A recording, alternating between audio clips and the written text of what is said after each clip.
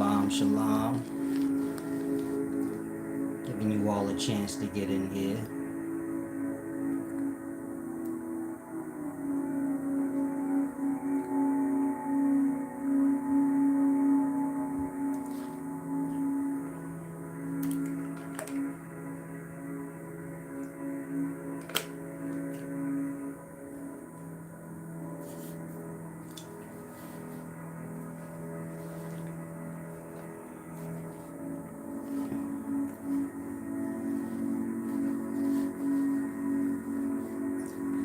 First person in, please let me know if I'm clear.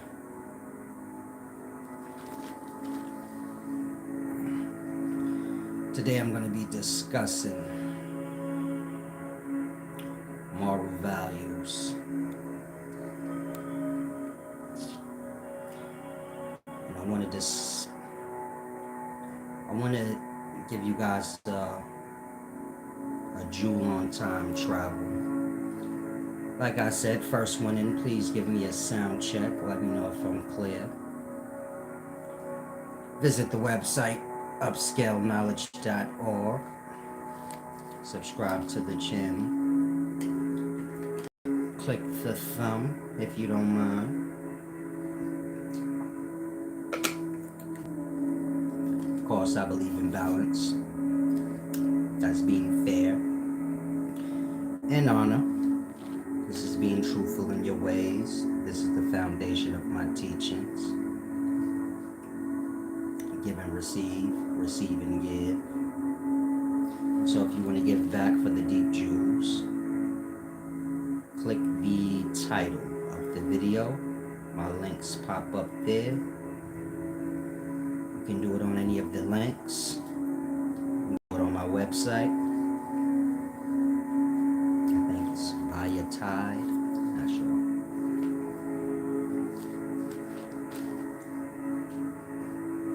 And join the channel if you haven't. Channel members have access to most of the content. A lot of the content you can't play it back unless you're a channel member. But there is content up that you can access. But it's not much. Now, like I said, I want to do this deep video on moral values, peace and wisdom, KC, and everyone else who joined. I'm not sure. Let's start here.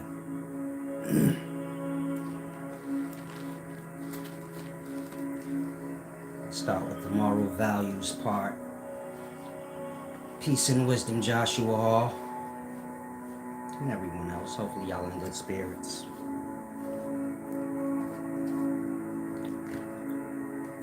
You have moral values. If I need to lower this music, let me know, please. Now, you have moral values, family values, tribal values. These are your different aspects of code of conduct, so to say. Of course, moral values, this have to do with you as an individual. Family values have to do with you and your family. Values that you and the family hold, that y'all all have to, measure up to. Then you have tribal values. This is more like your village, your neighborhood, or even your people as a whole. So you have these different aspects of moral conduct, or moral values. Now, of course, everybody should have their own moral values. This is in regards to you as an individual. If you're lost, moral values is like limits that you set in place for yourself. In this life, you can get gone. And so look at moral values in that way. Limits to keep you balanced. Sometimes we can go to either ends of the extreme.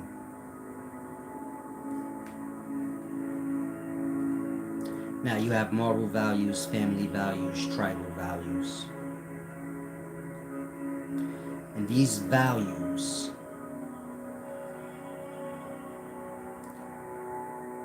have a worth that can't be bought. You follow? Now when you're dealing with black people have a moral code or code of conduct that they live by. It's called no snitching. And this is their code as a tribe. This has nothing to do with family values or moral values, but just in regards of as the people of the tribe. So black people live by a no snitching code. Now most people, or most black people, will abandon their code for business, money purposes. And that's what you call selling out in the past. I'll give y'all an example. Kodak Black. He believed in no snitching. But he did a song with 6ix9ine, and his reason is because 6ix9ine paid him $1 million. I don't think he realizes that's what makes one a sellout. Nothing else. You have a moral code and a moral value that you live by. You got family values, tribal values. If they can be bought for whatever amount of money, it's the whole point of the term called selling out. In that, Kodak Black is a sellout, but he doesn't get it. And many other black people are like that, meaning y'all all have code of conduct, but y'all don't stick with it. Y'all can be bought out of it. No other reason will you go against your code of honor but for that. This is why black people throw up money when they go against their code of honor or business. How many rappers or people that y'all know live by no snitching code of conduct, but when it comes to business, let's use Little Boosie. When somebody's that Boosie is cool with, what was it, the QP guy? I forget these people's names. But when they brought it up to Boosie about somebody that he deals with, that's a snitch. Then he don't want to talk about it. You get it? Like that. Y'all can be bought out of y'all moral conduct or code of ethics, whatever you want to call it. Y'all can be bought out of y'all moral values when it comes to business or money. Now, I know most of you guys say, so what? Everybody's a rat and everybody don't have no moral code, so what does it matter? It matters like this. Blacks don't own corporations, meaning they don't cut the checks. In that, black people are only in a position to sell out their moral values. Let that sink in your mind. You gotta go apply for a job. You work for this record label, or you signed to this record label. You got your podcast show, but you're assigned to one of these white corporations. And so I'll say again, it don't matter if we have moral values or sell them out, but it do when you look at it from that perspective. Meaning we'll have moral values, but because we don't cut no checks, meaning we not the corporations, in that we always gonna be in a position where we selling our moral values because y'all don't cut the checks. That part. And this is why we don't have any values now.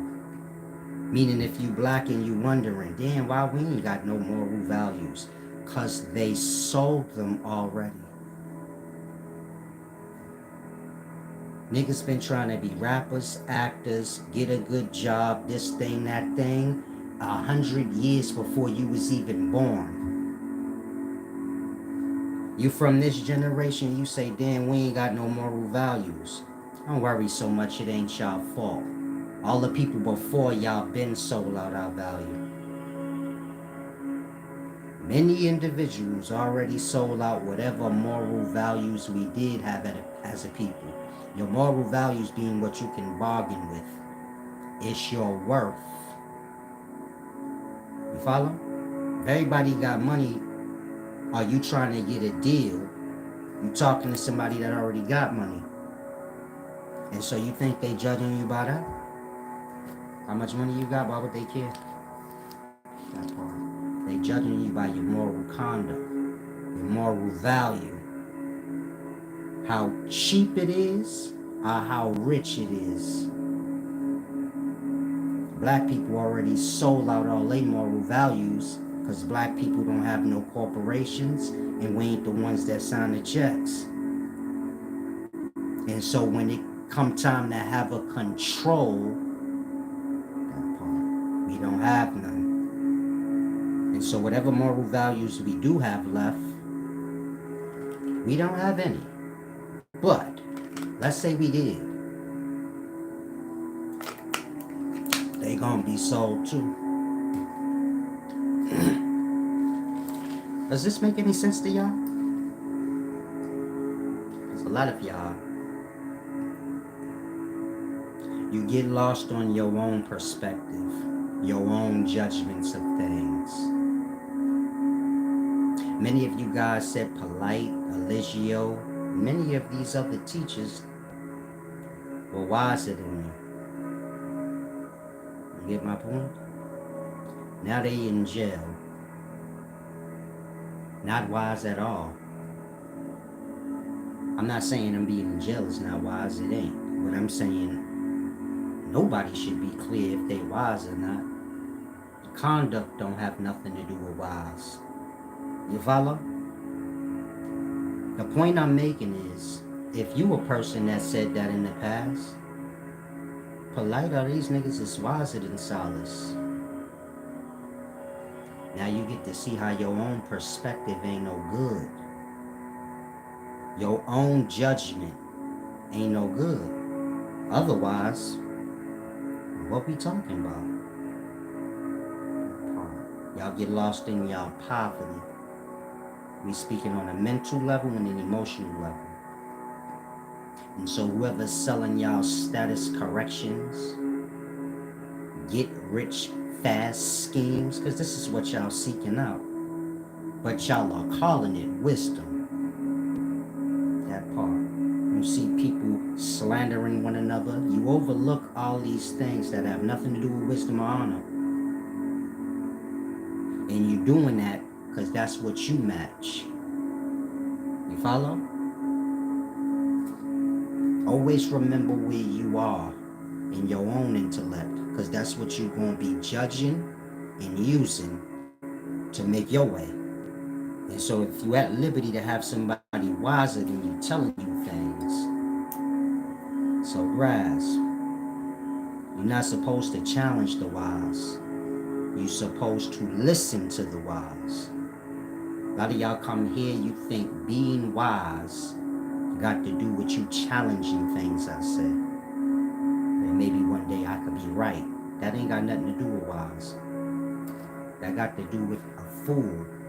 A fool gonna challenge the wise. Somebody with a half a brain just gonna kick back and listen. Because that's all you need to do with the wise. And so, most of you guys, I ain't gonna say most, but whoever, you have too much ego to learn anything.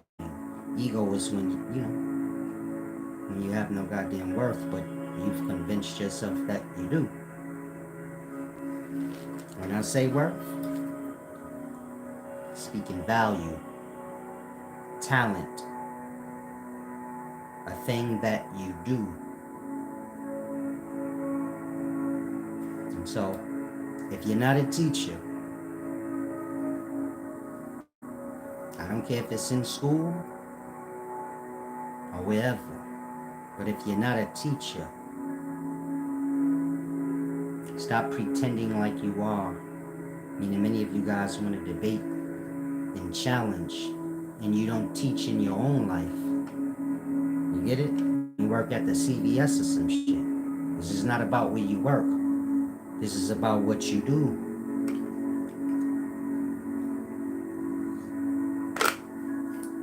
Wisdom's what I do. Deep scholarship. Deep philosophy. If you're not there in your life, because the emotional state in the mind is impoverished, come back when you know you're there. Peace and wisdom, Ahanu. Now, and thank you, Chanel X. Salam, shalom. I thought you was coming to New York, love. I just remembered that when I seen you. Now,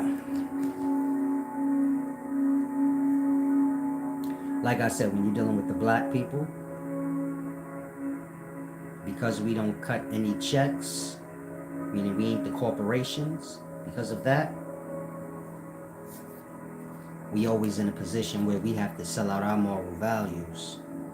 Of course, when you signing a deal and they cutting the check or giving you the money, well, what you think you selling? Most of y'all think y'all selling y'all talent.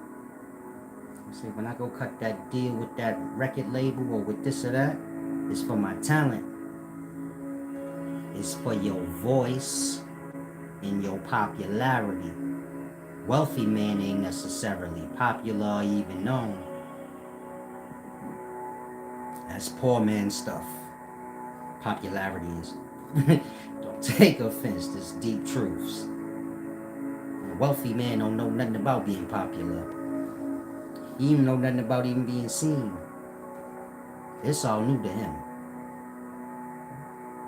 You don't get wealthy by being. You get my point? You might get a little poor, so you don't get it. Wealthy man know nothing about popularity, having a bunch of people at his reach. Wealthy people try to keep people away so they can keep their wealth. The point I'm making is when a wealthy person is cutting a deal with a impoverished person that has a talent, it ain't for their talent. What can they do with your talent? You can play basketball or rap real good. I'm wealthy, let's say. If I sign you to a deal, am I magically going to know how to play basketball? No. Am I magically going to know how to rap? No.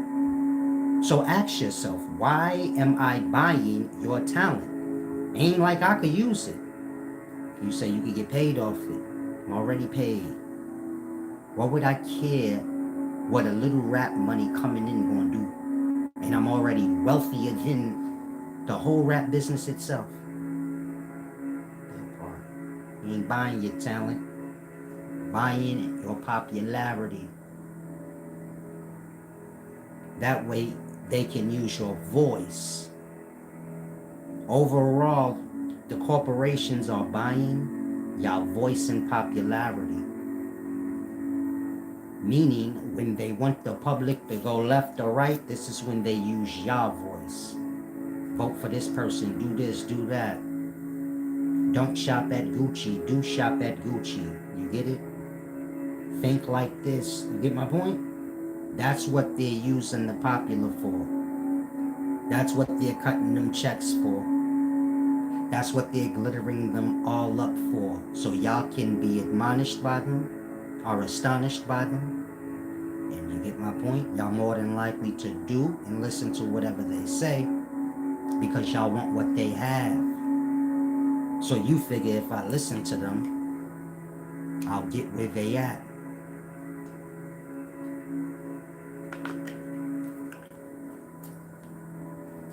They're nowhere.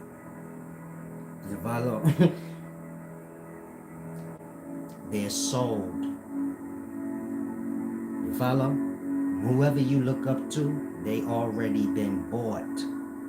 Say, I love LeBron James. He been bought. You think he gonna risk all his NBA money to tell y'all a certain truth? You think if they come to him and say we going with this or we blackballing this or that, you think he gonna risk all his millions cause he love y'all so much? That part, hell no. And so this is not about star stuff. I'm explaining. Black people like to play dumb, so I'm just explaining what y'all know already. But I like to overlook truths and open the door for lie. Say it again, y'all like to overlook truth or open the door real wide for a lie. A person can already show y'all they have no honor and y'all will still be looking. You get it? A person could tell y'all the truth on the matter you can't debate, then you get to overlooking like you ain't heard. And this is why we are where we are as a people. You get my point? Meaning as a people, as a whole, we fucked up. As individuals, some of us are alright, others not so much. But that's like that cuss it out. Selling out. You can go back to Billy D. Williams times when he was cracking open Colt 45 beers. A lot of y'all drink fucking beer now. And so we can just overlook like Billy D. Williams wasn't used to sell millions and millions of dollars of Colt 45 to whoever's looking at Billy D. Williams. Again, black people looking at Billy D. Williams. Who you think looking at Billy D. Williams the most? Blacks. And so when he's selling or promoting Colt 45, he probably don't even drink Colt 45. He drink mint juice. Sitting on the pouch. But y'all drink canned beer. You know why? The same reason why y'all drink lean. Black people don't make lean. We didn't invent lean. Black people hate chemistry. So in regards to them making crack, lean, or anything, get real. We'll learn a thing if it's going to pay us, but in regards to just making shit, black people ain't into chemistry. He into Ritalin. Nursery. They in the nursery rhymes because they never truly grow up. But black people can get angry fast. And immature. So.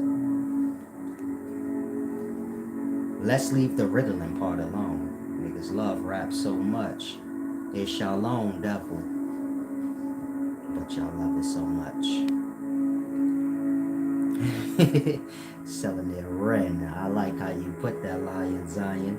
You're learning. Selling y'all rent out here.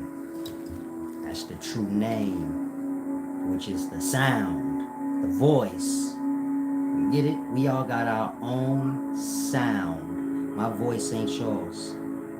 We speak the same language, but everybody got their own tone. You follow?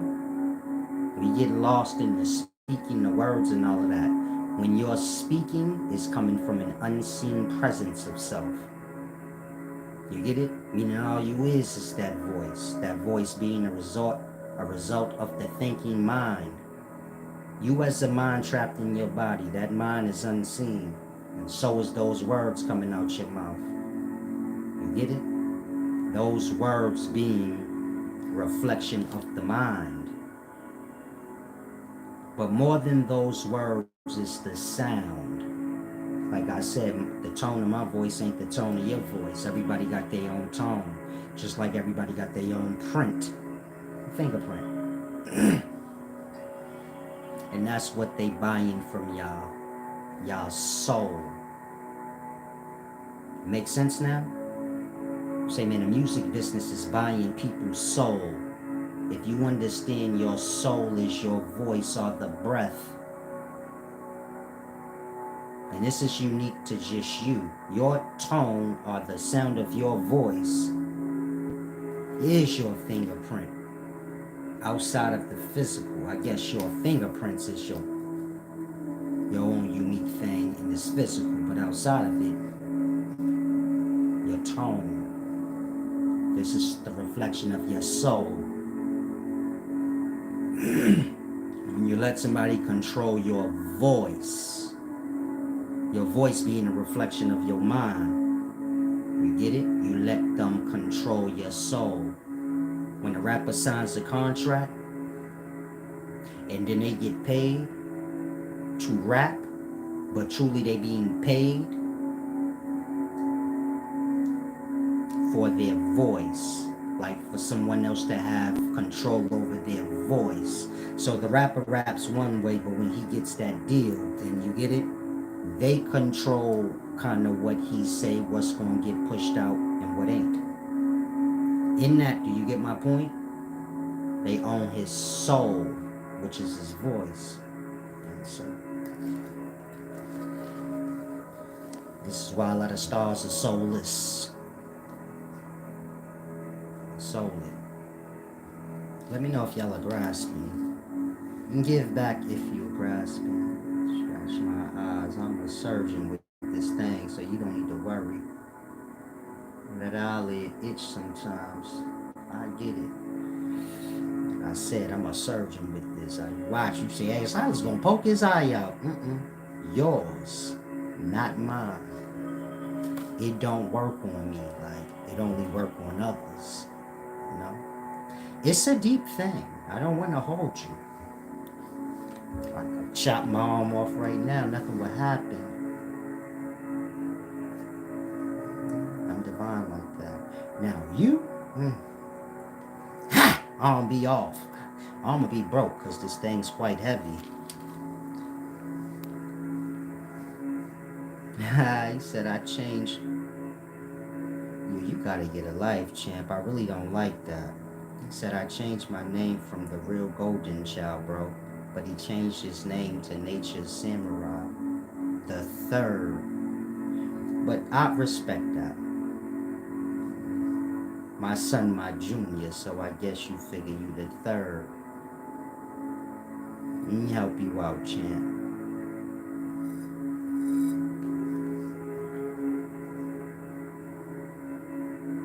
You don't want to be seeking a father in this life. That's how you get raped. Everybody know that.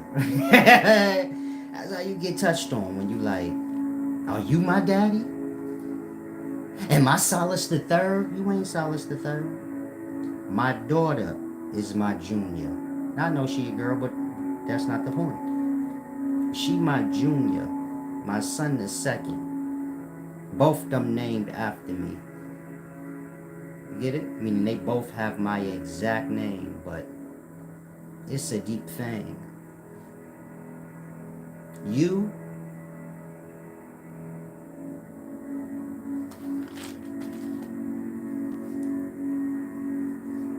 need a name like Little Peabody, you know? Planter's Peanut. Name yourself Mr. Planter's Peanut. Something like that. I love you, Solace. You're getting a little spicy, champ, huh? You might have to cut it out soon.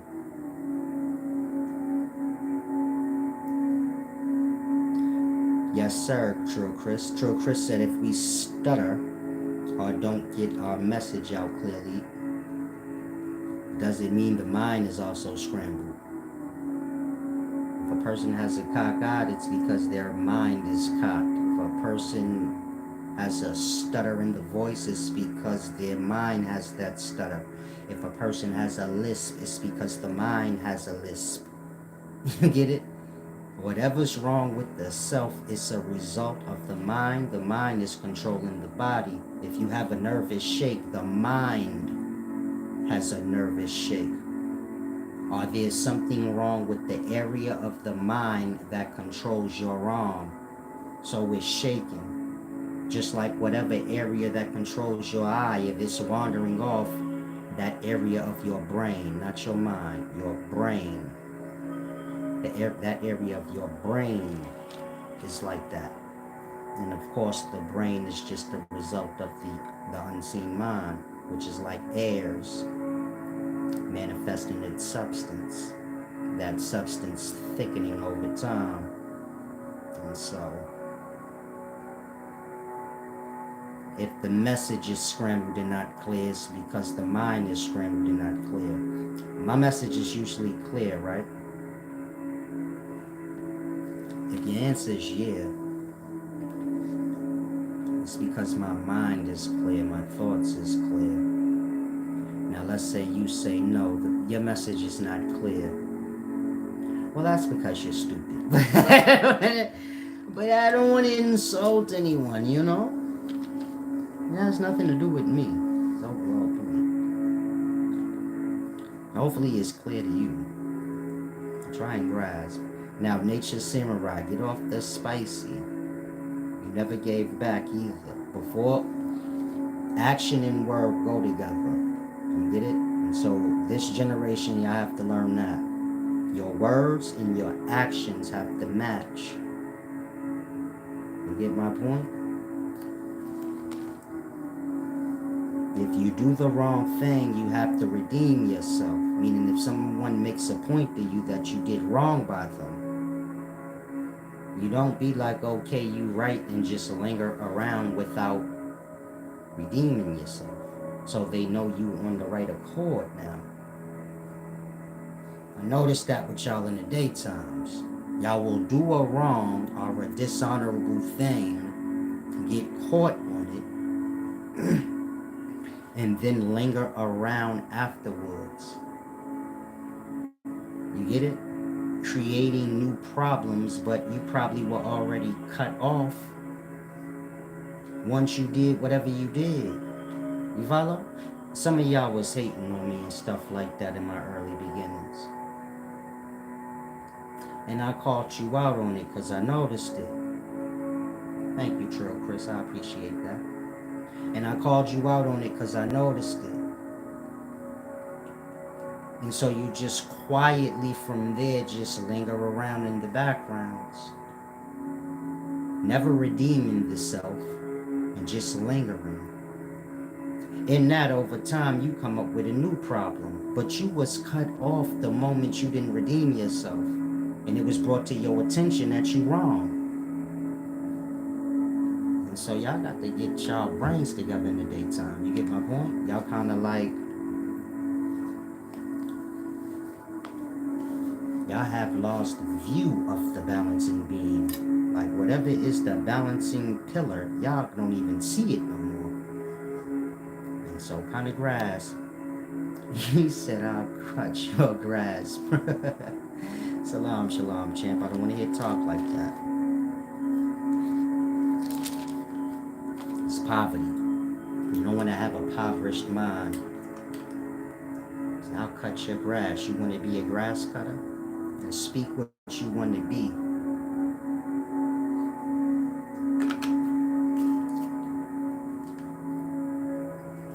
Try not to speak down on others. Because you can't lift yourself up with that. You follow? And you come to realize you don't like this person and that person and they ain't got shit to do with your life. So this is when you're supposed to know, okay, I've lost sight that I don't have a goddamn life. Because when you don't have a life, then your mind start wandering into other people's. In that you forget all about your own life. Next thing you know, you be low. A poor person only poor because they forgot about their own fucking self. This juice for some of y'all. That's just it. Am I lying? You say, man, I'm fucked up right now, Solace. Is you always in everybody else goddamn business? Do you put that same energy into your own business?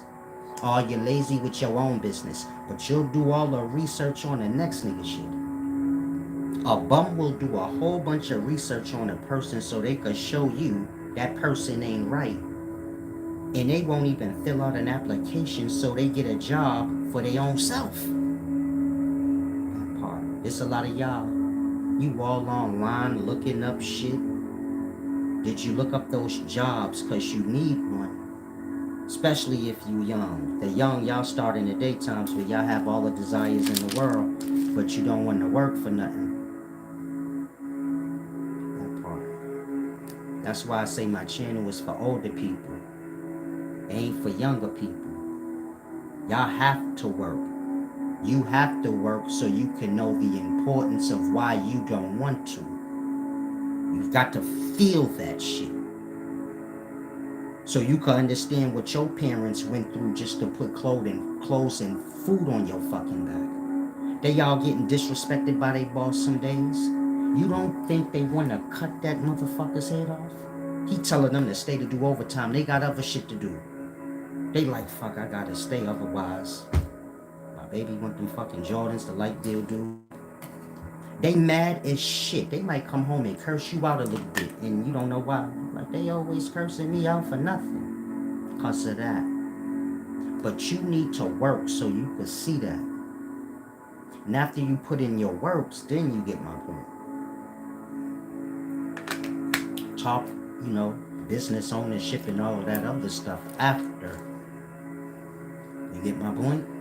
You put in your works. I don't care if somebody passing you down the business. You still got to put your work in before they trust to leave you the business. And so, if you young, take those jewels, put them in your back pocket. Ain't nothing wrong with y'all working. That's your glory.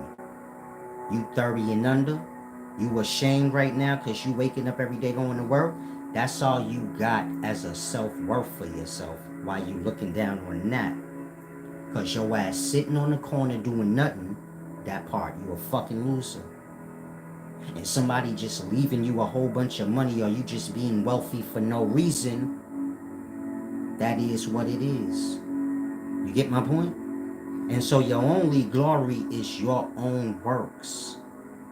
You young, you waking up every day going to work, this show good measure for you. To those that come before your time, they say, I respect them, he working, man. Y'all be think everybody dumb like y'all. That's why I say you gotta stay in your own age bracket. Otherwise, you gonna mess your own self up. You older like my age, you respect the young 20-year-olds that's doing something with their idle time. You got too much idle time, you gonna get in trouble. Idle time is when you ain't got shit to do. So you find something to do.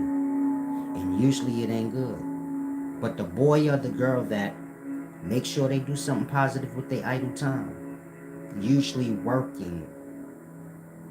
You get it? Something that's gonna serve them later.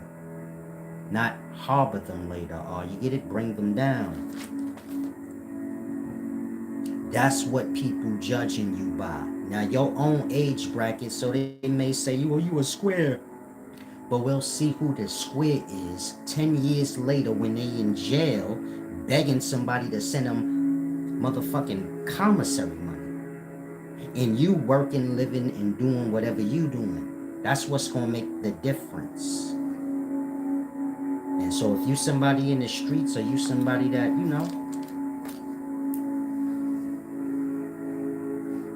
handle how you handle it, you don't need to come here and take offense. Like, man, he used to be in the streets, now he's shitting on it. You should have been shitting on it. Everybody should have been shitting on it. It ain't about where you from or what you currently doing. It's about what's right. Sometimes you can't do what's right. You can always do what's right, but you get it? Life is a matter of decisions, and so you can't always do the right. Sometimes you got to do what you got to do. That's what make you a man. But you get my point? You can't get lost in your doings and start living by all of your doings. You got to be able to separate. Like, when I'm doing that ain't good. But I'm doing that right now, but that ain't the way. Otherwise, you become the defendant of that. Once you the defender of something, you it. Once you start defending poverty, you impoverished. Once you start defending jail, you a jailbird. Once you start defending crime, you a criminal. I don't care if you a criminal, you got kids, you don't want them to be a criminal. So you get my point? Even your message to them is the opposite of what you live. And so as adults, we have to get to that place. We have to tell our kids not to live a life that we live. Everything got to make sense all the way across the board. And And so hopefully you grasp, but don't get too comfortable with making yourself a lesser. Speaking of nature's samurai, see how you taking my name? You're like, I'll cut your grass. You can't be like that. You could be however you want, but I'm just telling you in regards to me liking you and respecting you. You gotta be your own man. I can't respect you. You trying to be me. That's a bozo. That's what I be trying to tell y'all in the daytimes, but y'all take offense when I say Kevin Gates, he trying to be like me with the ponytail and the feather. Y'all have to be y'all own self. That's where your respect lie. And so you don't know yourself right now, you trying to find it, but you get my point? You're not going to find it pretending you other people. You're going to find yourself when you not doing that. This is why if you go in the past, everybody was different. All the rappers was different. It was about being unique, because that have to do with yourself. And that's where your glory lie, not in being the next fake version of something. You shouldn't even have that mindset.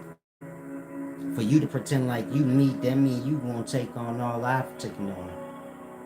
For what? You get it? Be your own self. Whatever your name is good, your mama gave it to you. You disrespect your mama, your daddy, whoever had any hand in naming you, just so you could be like, pretending like you me. So you disrespect your own parents, you disrespect my kids. You get it?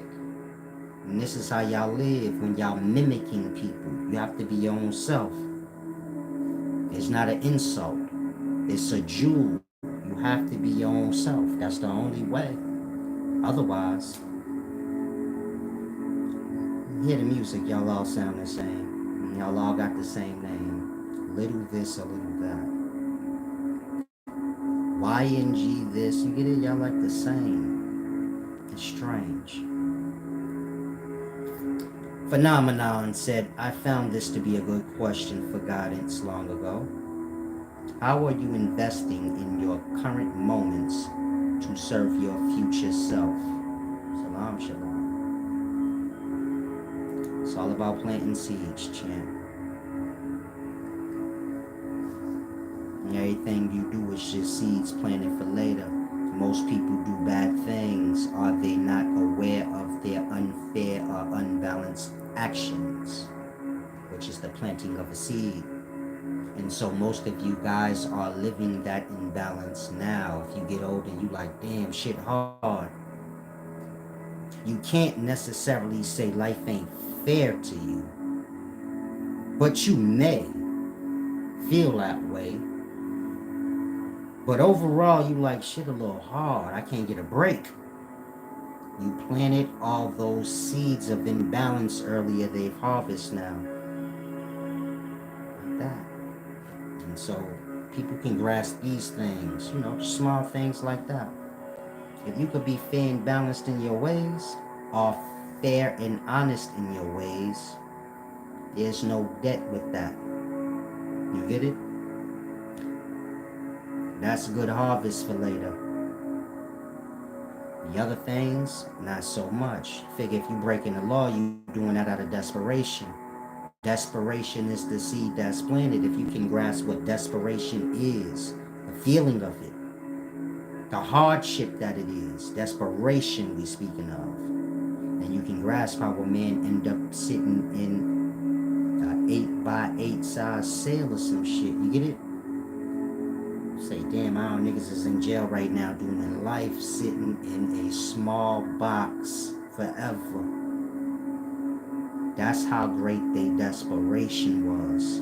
Desperation not being a good thing. It's the reason for any crime you ever seen. Desperation, anger, envy, the lower things. They harvest just like the good things. The only difference is, you get it?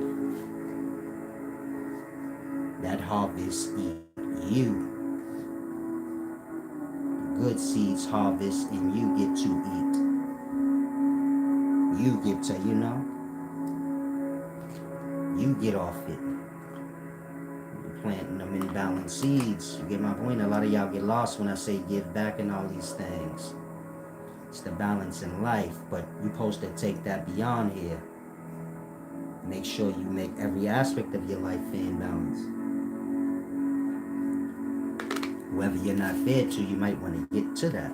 And whoever you have in your life that's not fair with you, you better stop feeding that imbalance, because they're seeds, they harvest later. And so like I said, a lot of y'all get lost when I say give back, balance, and honor. You get my point? You don't want to give back, so then you start corrupting the actual point, which is the message. And everything is an act, not words. Fair and honest, these are acts, not necessarily words. And so, those of you that do come here and you don't give back because you don't look at that aspect, you get it? Just think on that aspect. Nothing was done to you. Wisdom's being given to you. It's like somebody giving you something and then you steal from them after that. Or you do something to them after that. It was no point. You follow? Like that. A lot of y'all you're reeking up debt and hardship for yourself for later, but you're not aware of all your actions. Y'all have a mindset, if I can do something and get away with it, why not? It still come back. And so when I say things like, if you don't give back, you might as well slide, it's for that reason. You get it? You wreaking up imbalances upon yourself. When you get frustrated at those imbalances, you're going to take it out on me, whoever's around you. You follow? They have to live that out with you. When y'all go through hardships, y'all kids, whoever's around y'all, they have to reap the wrath of that hardship. Like that. And so when you get to a place and you realize, man, I got to keep everything on the up and up if I don't want to continue having problems later on down the line. You get it? You're doing good. Next thing you know, you're doing bad. Then you're doing good. Next thing you know, you're doing bad. And a lot of people been on that cycle their whole life. They have their up moments and their down moments, never realizing these moments are a reflection of my actions. Because I'm not aware of when I'm doing good or bad, I just do what I want, whatever pleases me in the moment. That you're planting seeds of that imbalance. You got good manifesting for you and bad knocking it right over. But then look at how most of y'all lives are. Y'all do good for people, and then y'all will do other people bad and unfair. You get it? In that, whatever good is blossoming for you in that is too. In that, you say, damn, I can't never get your break. Every time something good happened for me, something bad happened. You on both sides of the fence, child, planting seeds for yourself. And so, I'm a divine soul, whether you grasp that or not. And so it's best you come here when you're ready to practice balance and honor. That's the point of the teachings. Practice balance and honor. Meaning you be fair and honest in your ways and everybody you deal with. And you request that out of them. If they can't be that way, you get my point? Y'all imbalances is tied into the imbalances that y'all have in y'all own life. Meaning those of y'all that are not fair with people, you have that same thing on the flip side for you. I bet you right now, if you count the amount of people you probably take care of or gotta look out for, because they not holding their own weight, it's of equal measure to how you're unfair to others. Your being unfair to others is a result of that. You trying to balance out that imbalance. That's why it's important. You get my point? Make sure you don't have imbalances in your life. You go deeper than y'all grass. The powers that be said, my brother makes good money as a landscaper. He owns his own company. It's what he aspired to be since we were young, gents.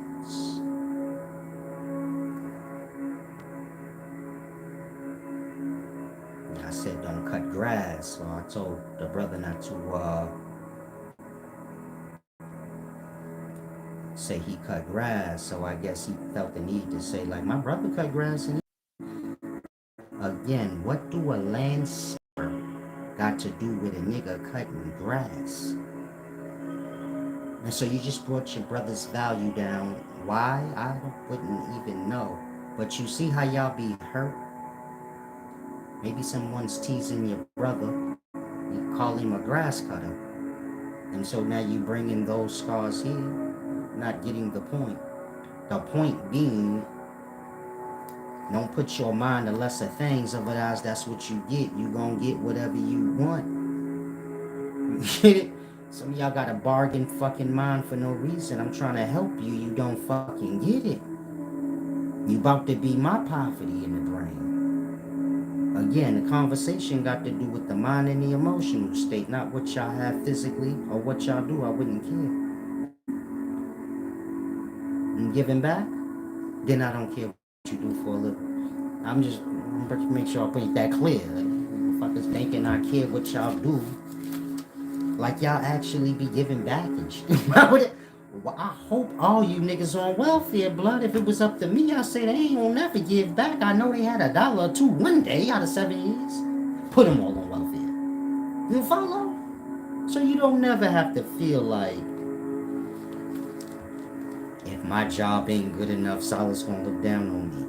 I wish you worked at the fucking car wash, cause you don't give back. See, I only care what got to do with me. And a lot of y'all have to learn that. You're getting too involved in shit that don't got nothing to do with you. All involved in what niggas do for a living. Is you getting some out of their check? Then you might want to think about your own living. I'm not. I gotta say this because I know y'all dumb. I'm not playing ego games. That tickles like when it's like that because I don't have it buttoned. So it's like. And I have sensitive skin, like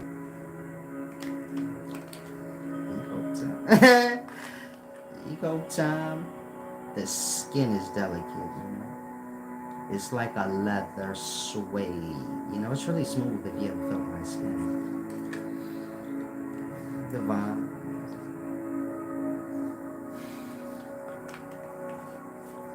It's hard to stay young and beautiful. Beyond your young and beautiful means. I manage. It's my sexy face. Is it sexy? Peace and wisdom. Oh, thank you, Virgo Spirit 88. She said I looks amazing, you know. And she has good eyes. Oh, her eyes work pretty good. Anybody tell you you need glasses, they are lying to you. Right up. And I'm not in disagreement with you either. One of my old girlfriends broke up with me because she said she loved me. I said I love me too. I understand now why she was mad, but I didn't when I was younger. We have something in common. You love me. I love me. You feel me? We working together for the greater good, which is which is this shit all got to do about me. So she didn't like how that sound, you know, cursed me out, things of this nature. I'm not tripping about it. But it just made me think. I said, you said you look amazing. I was about to say, yeah, I was thinking the same thing. We got the same. I gotta stop bothering y'all with the ego. Love it. A lot of y'all gotta learn ego. That way you ain't gotta end up in jail when motherfuckers be hating on you. And getting all mad. I'm gonna put a hit out on them because they be hating. Y'all be getting all aggravated when niggas hate on you. You don't have to. You just turn your ego on. That save you from going to jail, putting your hands on them, things of that nature. You have to learn the smoothness. Now, whatever you guys do, you don't ever have to feel a need to defend, like, that's the point I was making to the landscaper guy. I wouldn't care if you worked at McDonald's. You don't ever need to defend to me what you have to do to feed yourself. And anybody judging you on feeding yourself is a fucking loser. It wouldn't matter what they got. You get my point? Now, whatever you do to feed yourself, I'm sure you want more. Or if you knew like you could have been anything you wanted, but that's what you picked. Like that. Then you like, well damn, I didn't know I had the budget mind where I was like, damn, I just need to get something right quick. I didn't know y'all you telemarketer right now? You was too insecure to go for something higher than that. You felt like, nah, I ain't got the credentials, I ain't gonna get it. Like that. You gotta get the poverty out your mind. That's what you call poverty. When you say, no, I ain't good enough for this, so I'ma just go for that. You wanna start reprogramming the mind. I wouldn't give a fuck what credentials I got. I'm good enough for what they paying, and I want that. The motherfucker that got the credentials ain't better than me as a person. Who's to say he could do the job better? And so you adjust the mind, raise your own security levels. And you put a nice collar shirt on, you look the part, and you go in there, and you let them know, listen, man, you're hiring me. Because I got a lot of spunk and things like that. And that's that, you hear? You're going to get fired before you start if you do that. But you get my point? You go in there, you humble out. You keep your security levels up. Remember, I'm coming in here I need your help. But I'm not low, though. And so you go in there, you look people in their eyes. Because these are the things employees is looking at. Your confidence. Is you looking at me in my eyes, or are you looking away like you a creep? Are you shaking nervously? You get my point? And people that shake a little nervously, they got a habit of some sort. Maybe they drink, smoke, or something. But it's an addiction. You get it? And so you want to be mindful of these things, You drink coffee or something. When you don't got coffee, so you're a little jittery, you don't notice it. You're addicted to coffee, so you don't really notice that part when your foot shaking or tapping hard. You get it? So it's the same with every addiction. When a person is addicted and they don't have it, you get my point? Most people be gone, so they get jittery. And these are the things employees are looking for. So, overall, you don't want to have poverty in the mind, feeling like you have to defend what you do. It's a poverty. Say, man, my brother's a landscaper. That's good money. You don't have to, you get it? Nobody has to defend what they do and how they earn their living, as long as it's honest and fair. You get my point? You gonna always have people making more than you, even if you was making $200,000 a day. There's niggas that still make more than that. So you get my point? You don't have to defend those things here. I ain't judging y'all by those things. I'm judging y'all by if y'all are fair and honorable in y'all ways. Nothing else. And so, hopefully you grasp a little. Hello, LNS, LNA. It's a little stuck on my side. Trill Chris says, Solid, should we honor thy parents, but what about deadbeat fathers or parents? Do they get their karma for not being in their child's life?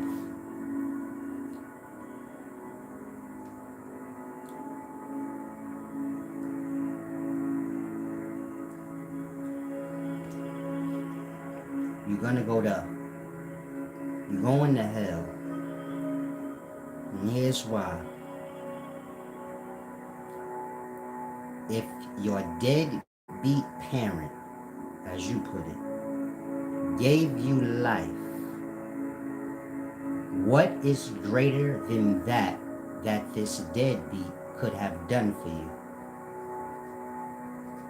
So you say, are they gonna get punished? You gonna get punished because you don't respect life, the Creator's life, existence, nothing more. Your deadbeat parent gave you that. And ain't nothing you can name higher than that. You need life to experience whatever you about to name that this deadbeat didn't do. And so do you get my point? You lost.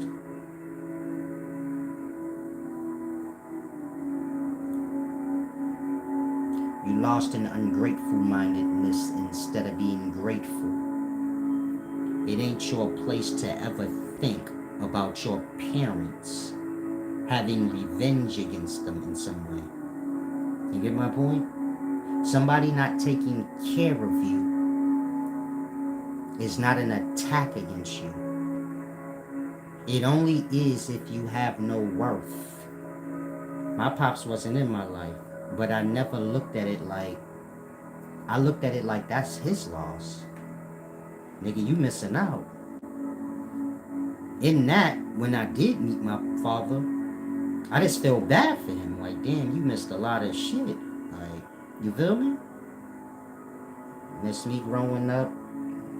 Damn near missing the grands growing up. You did put a little time in with my daughter, though. You get my point? But that would never happen if I'm walking around bitter and angry talking about I ain't have a daddy, overlooking that I was alright. You get my point? This is not about taking the side of deadbeats. This is about y'all got too much anger inside that y'all can't do nothing with. Some of y'all grown carrying around that somebody didn't take good care of you. But you can't go back. I'm saying, why would you carry grief that is over with at this point? Like that. Some of y'all are like a vacuum cleaner. You just like to suck up problems. You're seeking problems. If you're grown and take care of yourself and you still thinking about what your mama didn't buy you or your daddy, you're a vacuum cleaner for problems. You get it? You're reaching all the way back in times that don't exist anymore to have something to complain about. And so you get my point? This is what you call a poverty. Most people are seeking something to be wrong because they don't like where they are now. When you see a person like, say, man, my father was a deadbeat. My mother did this to me when I was young. My uncle raped me when I was young. All those types of things, you know, old traumas and hurts, they have to do with a person's current state. You get it? When you're not happy with the current self, then you're going to pull for whatever you're not happy with. Usually whatever you ain't happy with already happened, but you ain't trying to direct it to yourself where you like, I ain't happy with me. So you like, I ain't get Jordans when I was 8. You hit it. And if you don't catch the mind and say, hold on, this shit gonna make my poverty and my hardship go even longer. Because none of that don't matter. Why am I racking that up on myself? I'm already aggravated at the current moment. Why am I adding on aggravations I got over? You get it? You say, I ain't get over it. Shit, your ass grown now. You you got over it at some point or never truly cared for you to keep going. And, you know, we digging our bag of problems. Meaning most people carry their problems around. Or they carry around whatever they feel like was a wrong done to them. so they can reuse it. I know this sound crazy, but some of y'all getting it. You carry that bag of shit that people did to you back in the day because you like, I'm going to dig back in this joint when I need it now. Like, can't live like that. It's a deep thing. Shalom, shalom, Anthony Perry. Got you, Red Bull?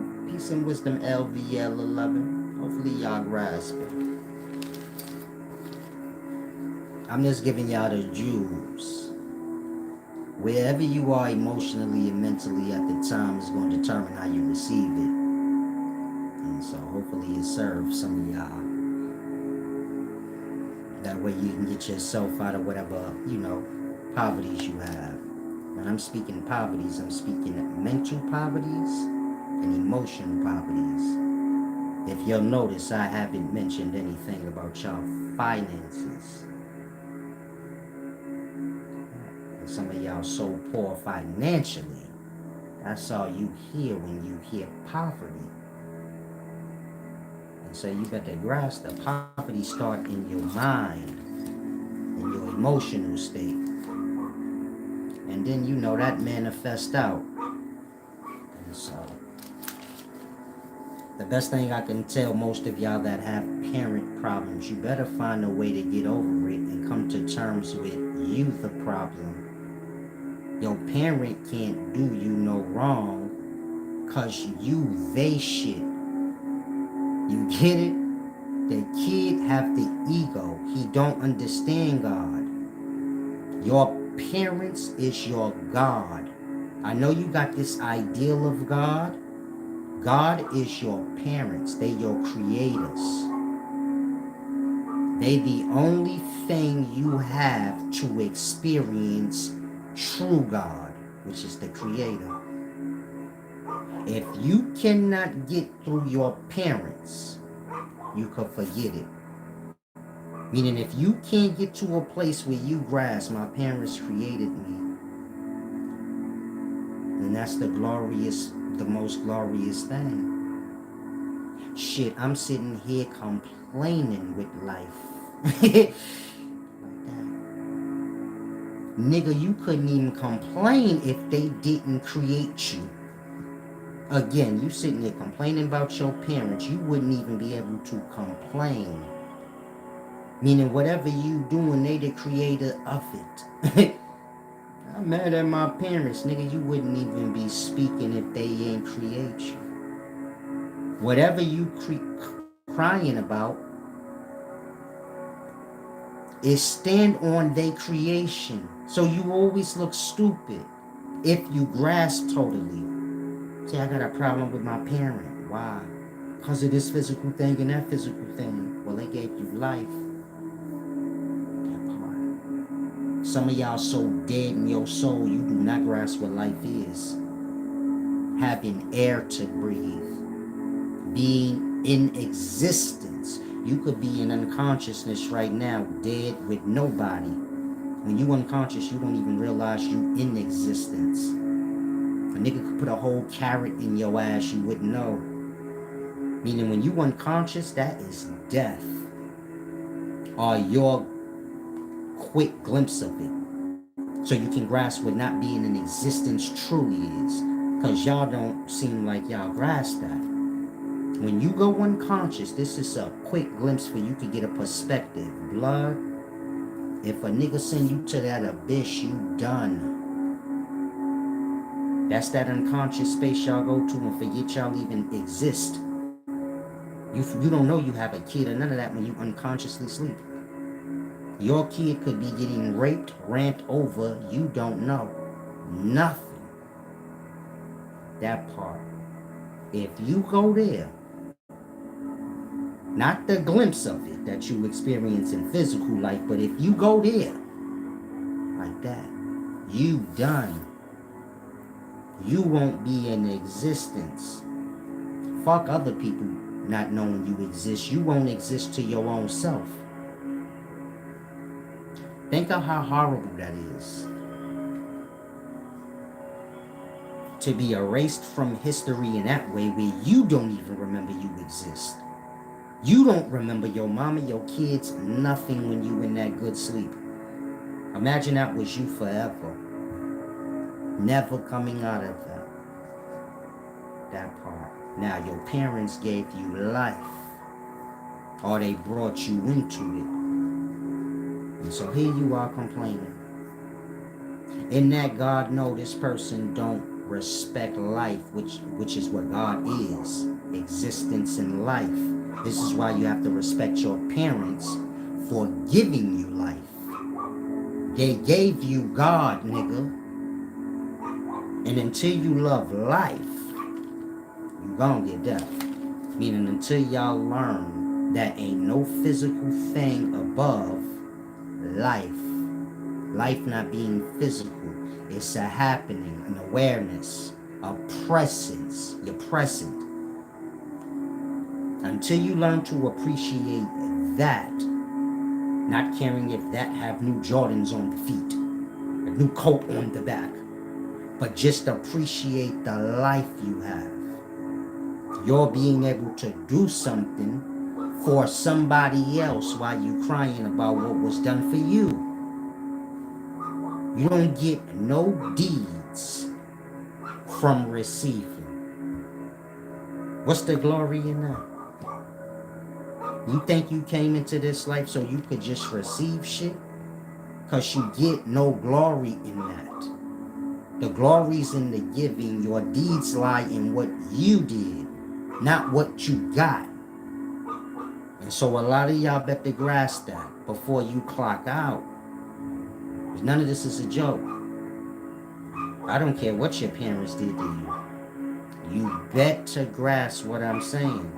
I'm not just speaking. Like I said, I got a father, that nigga was not in my life. And so whatever you complaining about, you sound dumb to me. Anybody know me in life would tell you, Blood never disrespected his pops. I never seen this nigga act like he had a problem with his father before. Like that. Y'all ever heard me say anything negative about my pops? No. That's why a lot of y'all don't know. Like, I didn't know your pops wasn't in your life. That's why you don't know. He gave me life. End of story. I'm not helpless, nigga. Like that. Y'all have to get y'all minds adjusted. It's not about, it's about you showing your parents I'm of good stock. You get it? Meaning you can fend for yourself if need be. Y'all think showing y'all parents y'all helpless and useless is your glory. It ain't. When I was growing up, we was proud to finally be able to pay a light bill.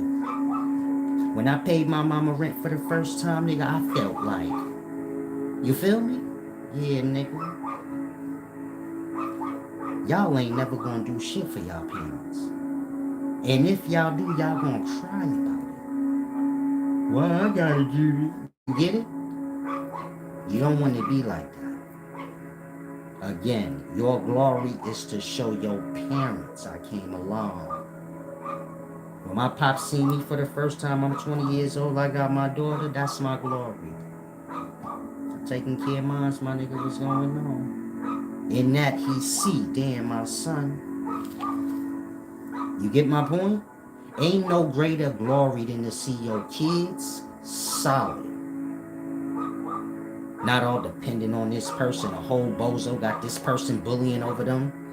As a parent, you want to see like, yo, my kid can handle they self. Otherwise, you feel like, damn, you get it? That fucking bozo, man. Don't nobody want their kid to be a bozo or handicap. I ain't talking about handicap people, but I'm talking about handicap. When you can't do nothing for yourself. Parent want to see like, yeah, my kid, you know? Like I said, a real parent don't care if you rich, successful, none of that. All they care is that you know, can do the bare minimum for yourself. Earn a little money to pay your rent, feed yourself, clothe yourself. And to see like, you get it? It's like the first time you walked and talked. This have to happen. So we know you okay. Otherwise, and so a lot of y'all have to learn. Thank you, Native Nonetheless, for the give back and everybody else that gave back. I appreciate that. Native nonetheless said, my mother had 11 kids by 3 men, and I'm the baby.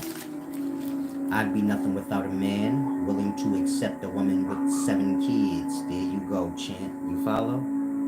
Gratitude. And it wouldn't matter how many kids your mama had and by how many men.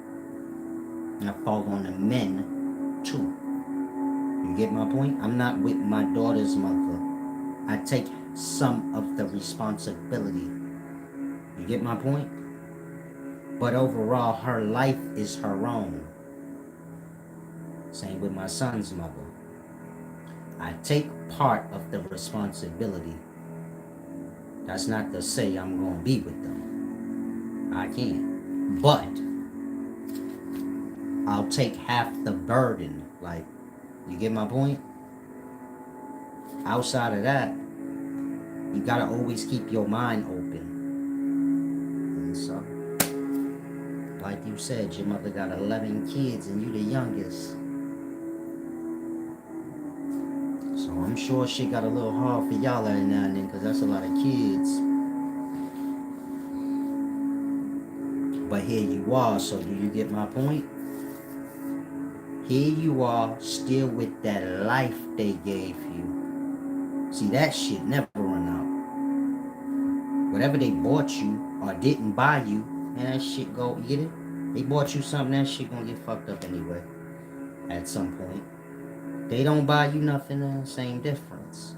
But that life they gave you, that shit go beyond here. If you grasp what I'm saying. If you don't, so you get it? Y'all go unconscious and then become conscious every day. So there's your options. And you gonna choose them options. Not by if you could say Jesus is my Lord and Savior and all this dumb shit. But you gonna choose them options through your parents. Jesus ain't your God. Your mama and your daddy is. Until you grasp what that is, meaning the life that they are, that they gave to you, you're not going to have life when all is said and done, because you have no respect for life. You have respect for everything in life you feel you deserve to have. That.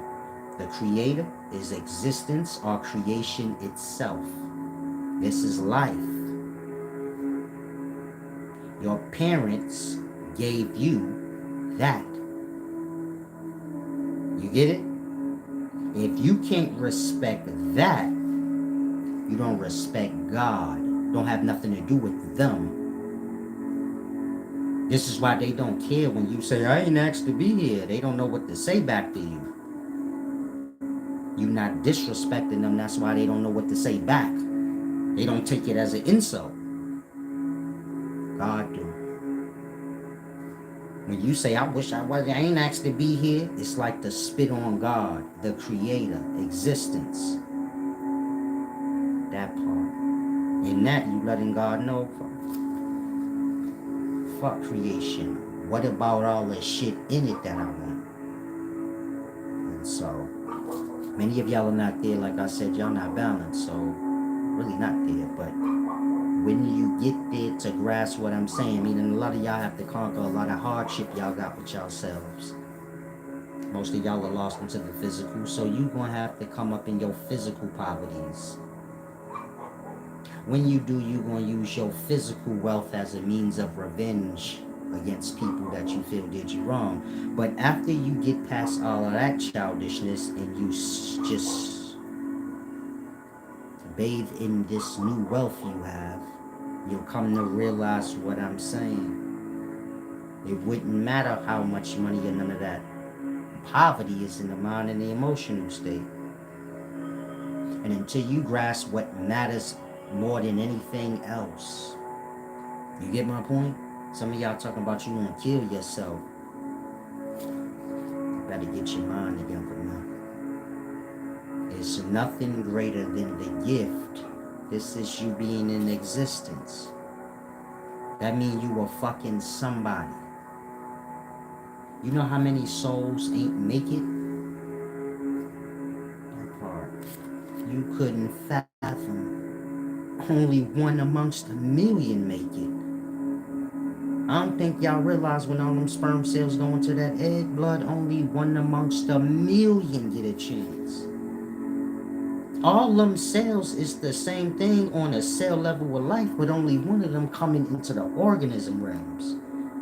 Only one of them gonna be born out an organism. Looking to God in the face now. Like that. Your parents is your God. You come from them. The internal vessel is the life that you existed in.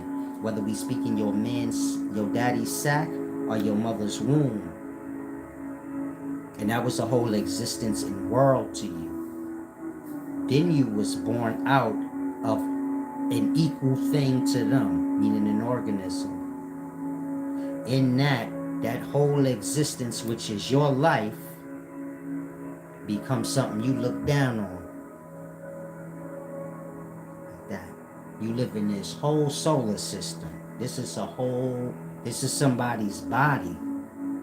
But it's your whole existence in life. And to be born out of it, look the solar system in its face. Now you being a burnt out organism. And be like, you ain't did this and that. You get it? The ego. They gotta be checked. And so, understanding what your parents are in regards to the Creator is one of the most fundamental lessons in life that most never grasp. Now I need to get back to this video. All those Jews had nothing to do with the actual video. There you go, kind of like how you put that. To be great is to be grateful. I know where you got that from, but meaning you didn't have to put my name in. I know I know my words, but salam, shalom. You're getting wise. Being able to place my deep philosophy in where it need be. One day you have your own.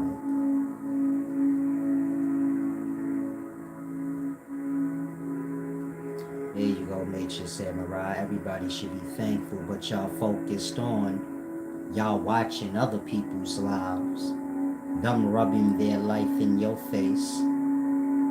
When y'all watching rappers and they showing y'all their life, when I was growing up, they didn't do that. A rapper was real back in the day, so they wasn't rubbing their life in our face. Just the music. Y'all, they don't even rap no more. They just rub their life in y'all face. Y'all take no offense to this.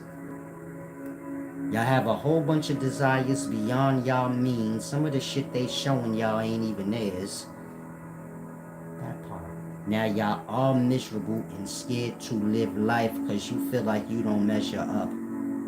The shit you trying to measure up to. Y'all trying to measure up to Michael fucking Jackson. Meaning this is what y'all, the weight y'all got on yourselves. You work at fucking Walmart, you got Michael Jackson's pride. This is real. Some of y'all work regular jobs, you got the pride of a rich person because all you do is watch rich niggas rubbing they wealth in y'all face all day. That part. Better pay attention to what you entertaining and know reality and where you are in life. Ain't no need, you get it? When you lose your balance, then you start doing dumb shit against your own self. And start watching a rich nigga's life knowing what it's gonna do to you. Overlooking like, damn, why is he even doing that? They know we poor. Now forget about yourselves. Y'all get lost into other people's realities and their lives. And then y'all start to wither away while y'all chase trying to be other people. To later find yourself completely lost from your own self. Some of y'all good people, you are who you are. That shit's the corniest shit in life. But that shit gonna be cool later. Like, you get it? You gotta wait your turn, big baby. you gonna change your ways to try to fit in, and your ass gonna be a bozo forever. Meaning some of y'all not never gonna be nobody because you keep trying to be everybody instead of being your own self and wait until your turn come around. Your season. Yeah, you a nerd and a geek and that shit ain't cool, but you still gonna get your season. Now you try to act like a bunch of shit you ain't. When your season do come, that part, it ain't gonna happen for you because you somebody else. Or you convinced yourself you was. And so, hopefully y'all get it. Now, in regards to wisdom,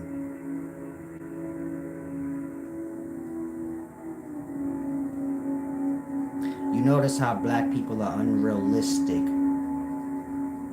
in regards to knowledge, truth, things that evolve you as a person. Y'all unreasonable and closed-minded to those types of things that evolve y'all as people. But in regards to gangs,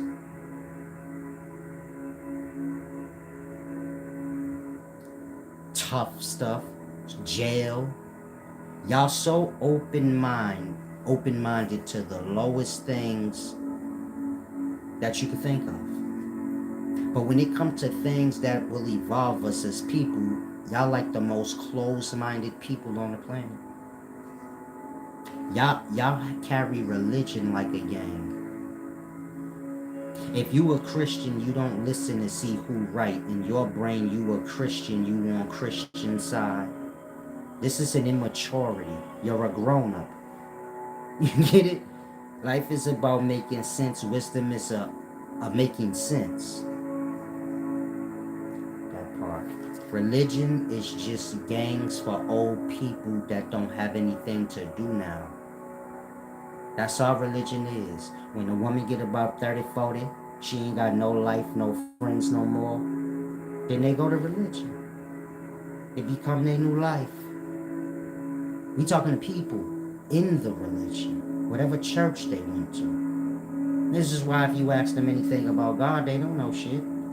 They ain't read that book. They don't know a passage, anything. No understanding whatsoever of the teachings, but they just a Christian. And it wouldn't matter what you say to them that makes sense, because nothing was said to them that made sense for them to be one. Meaning a lot of y'all like, I'm going to save people from Christianity. Ain't nothing you could do for them, because wasn't nothing did for them to be one. You get it? You can't tell them the truth for no matter, because wasn't no truth told to them for them to be. They just are, because they just are. And it's not a matter of saving, it's just a matter of the realities of life. You got low things set in place for when people hit their lows. That's why it's important you want to stay a little high and be a little proud. Be a little proud in regards to the low things. Be too proud for it. Because when you get low, that part, the little kid who got it bad, he gonna be in the game. Not the little kid who got a whole schedule set up for his day. His mama got him in gymnastics, basketball, all this shit. And when he come home, all the best fucking games and shit in the house, so he don't even want to go out. When you hit your lows, you better always remember, all the low life shit is open to me right now. And I better keep in mind who I am as a person, and that I'm not low. I ain't desperate. Otherwise, you're going to find yourself in a gang, a religion, the army, something that got to do with negativity and death. You can't get life serving death. A Christian served the death of God, so you know it ain't on. They think they could get life through death. That part. They think they could get life through the death of God, God being creation. If creation died, they have no existence. So you have all those souls in the bottomless deep, because they can't grasp a simple thing like that. If God died, there's no life for me to exist in. God ain't a person, God is existence. When I rebuke existence or say, Jesus gonna die for my sins, I'm saying life gonna die for my sins. Now you see how y'all care more about what y'all parents do for y'all in life than the life they gave y'all? So you say, God gonna die for my sins. You think your sins hold more merit than life. Your sins being physical acts. You think that hold more merit than the life that God is. So you say, this life could die for these sins. You say, fuck the life my parents gave me. I didn't ask to be here. So you have all them souls in the abyss that you heard about. That part. If God didn't love the world or the angels, he wouldn't have cast them in chains of darkness. Something like that is said. That's what that means. Y'all have no respect for life. Life being God or the Creator itself.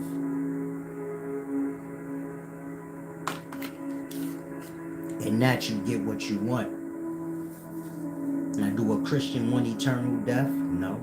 But because they lost in the world, they regurgitate what the world said. And what they say is a blasphemy. That being that life can die. Death have nothing to do with life.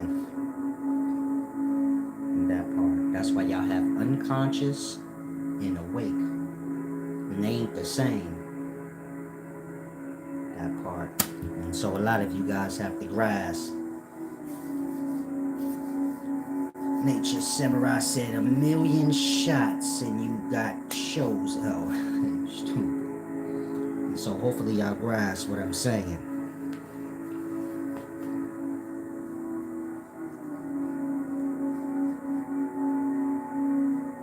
You have to grasp what life is. Like I said, a lot of y'all too focused on what you have or don't have physically.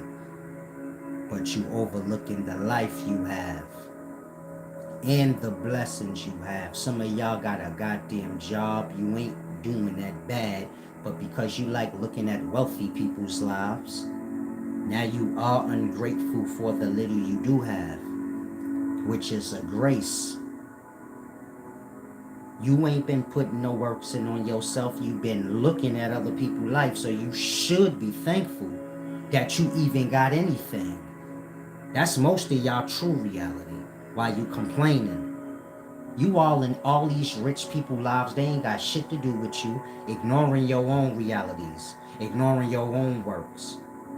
And so you should be happy that you do got that fucking Walmart job. Cause you ain't been putting no attention into yourself, so how you even got it? How they ain't even fire you all day already? You be all that work online. That part. Some of y'all need that reality check. You at work all in other people's business, all on your phone, talking about I want more.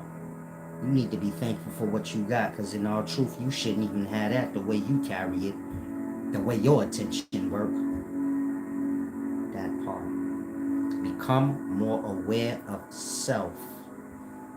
How you carrying it. Stop looking to say like this person is bad and that person bad. Pay attention to yourself. Clean up the error in your own ways. And when everybody start doing that, cleaning up their own error, not worrying about the next person doing good, but them doing good and being fair, and that's that. When everybody do that, the world will be changed. Everybody will be treated fair. Everybody will have the same. But until y'all deal with yourselves, that part, got to live out these imbalances where some people don't have, some people do, some people have extremely way more than they need. You get it? All these imbalances y'all see, they are a result of us. the people here. Whatever problems you see, you say, I don't like the times, I don't like this or that. Well, you basically saying you don't like man, because man responsible for whatever you see that you don't like. And whatever you do see that you do like, I guess he got his hand in some of that too, but try to grasp. Myron Gray said, I believe in the Bible. It talks about a person carrying their own cross. Salam, shalom. Believe in life, champ. A book ain't life. Said, I'm afraid, Solace, before you can people what you're telling them, get them past their fears.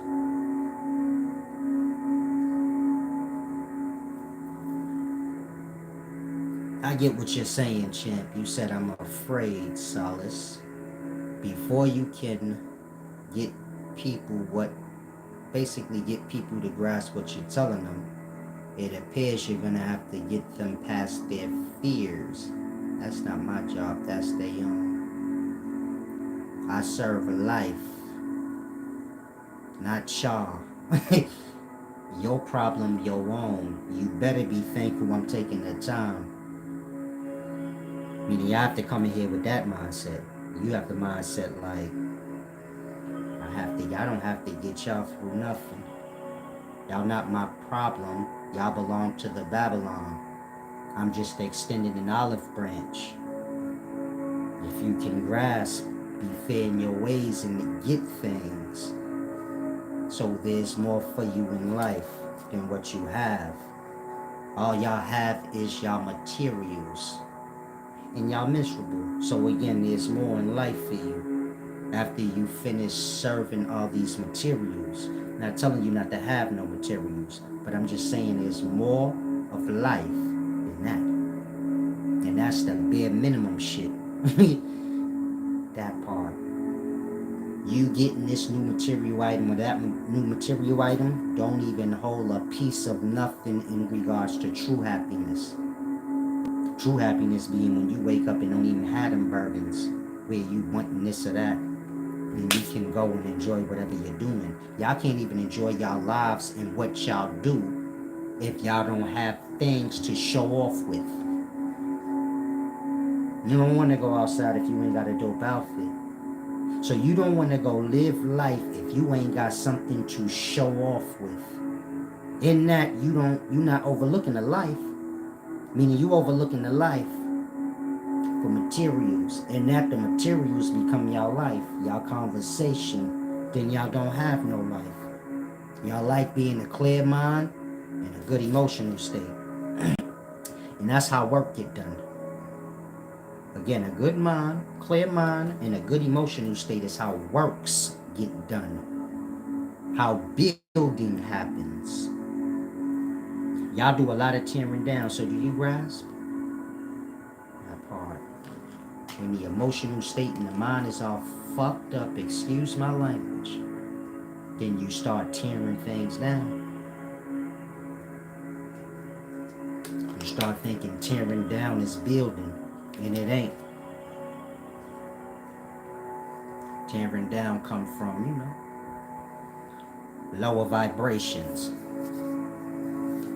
Said, no, I mean teach on what fear is. No, I understand what you're saying. You're basically saying people got too many fears, so they're not going to grasp. But I was just saying like the way you word it. In that, I know y'all minds are like, I have to reach y'all. I don't. I can do the video fast. If you grasp, you grasp. If you don't, oh well.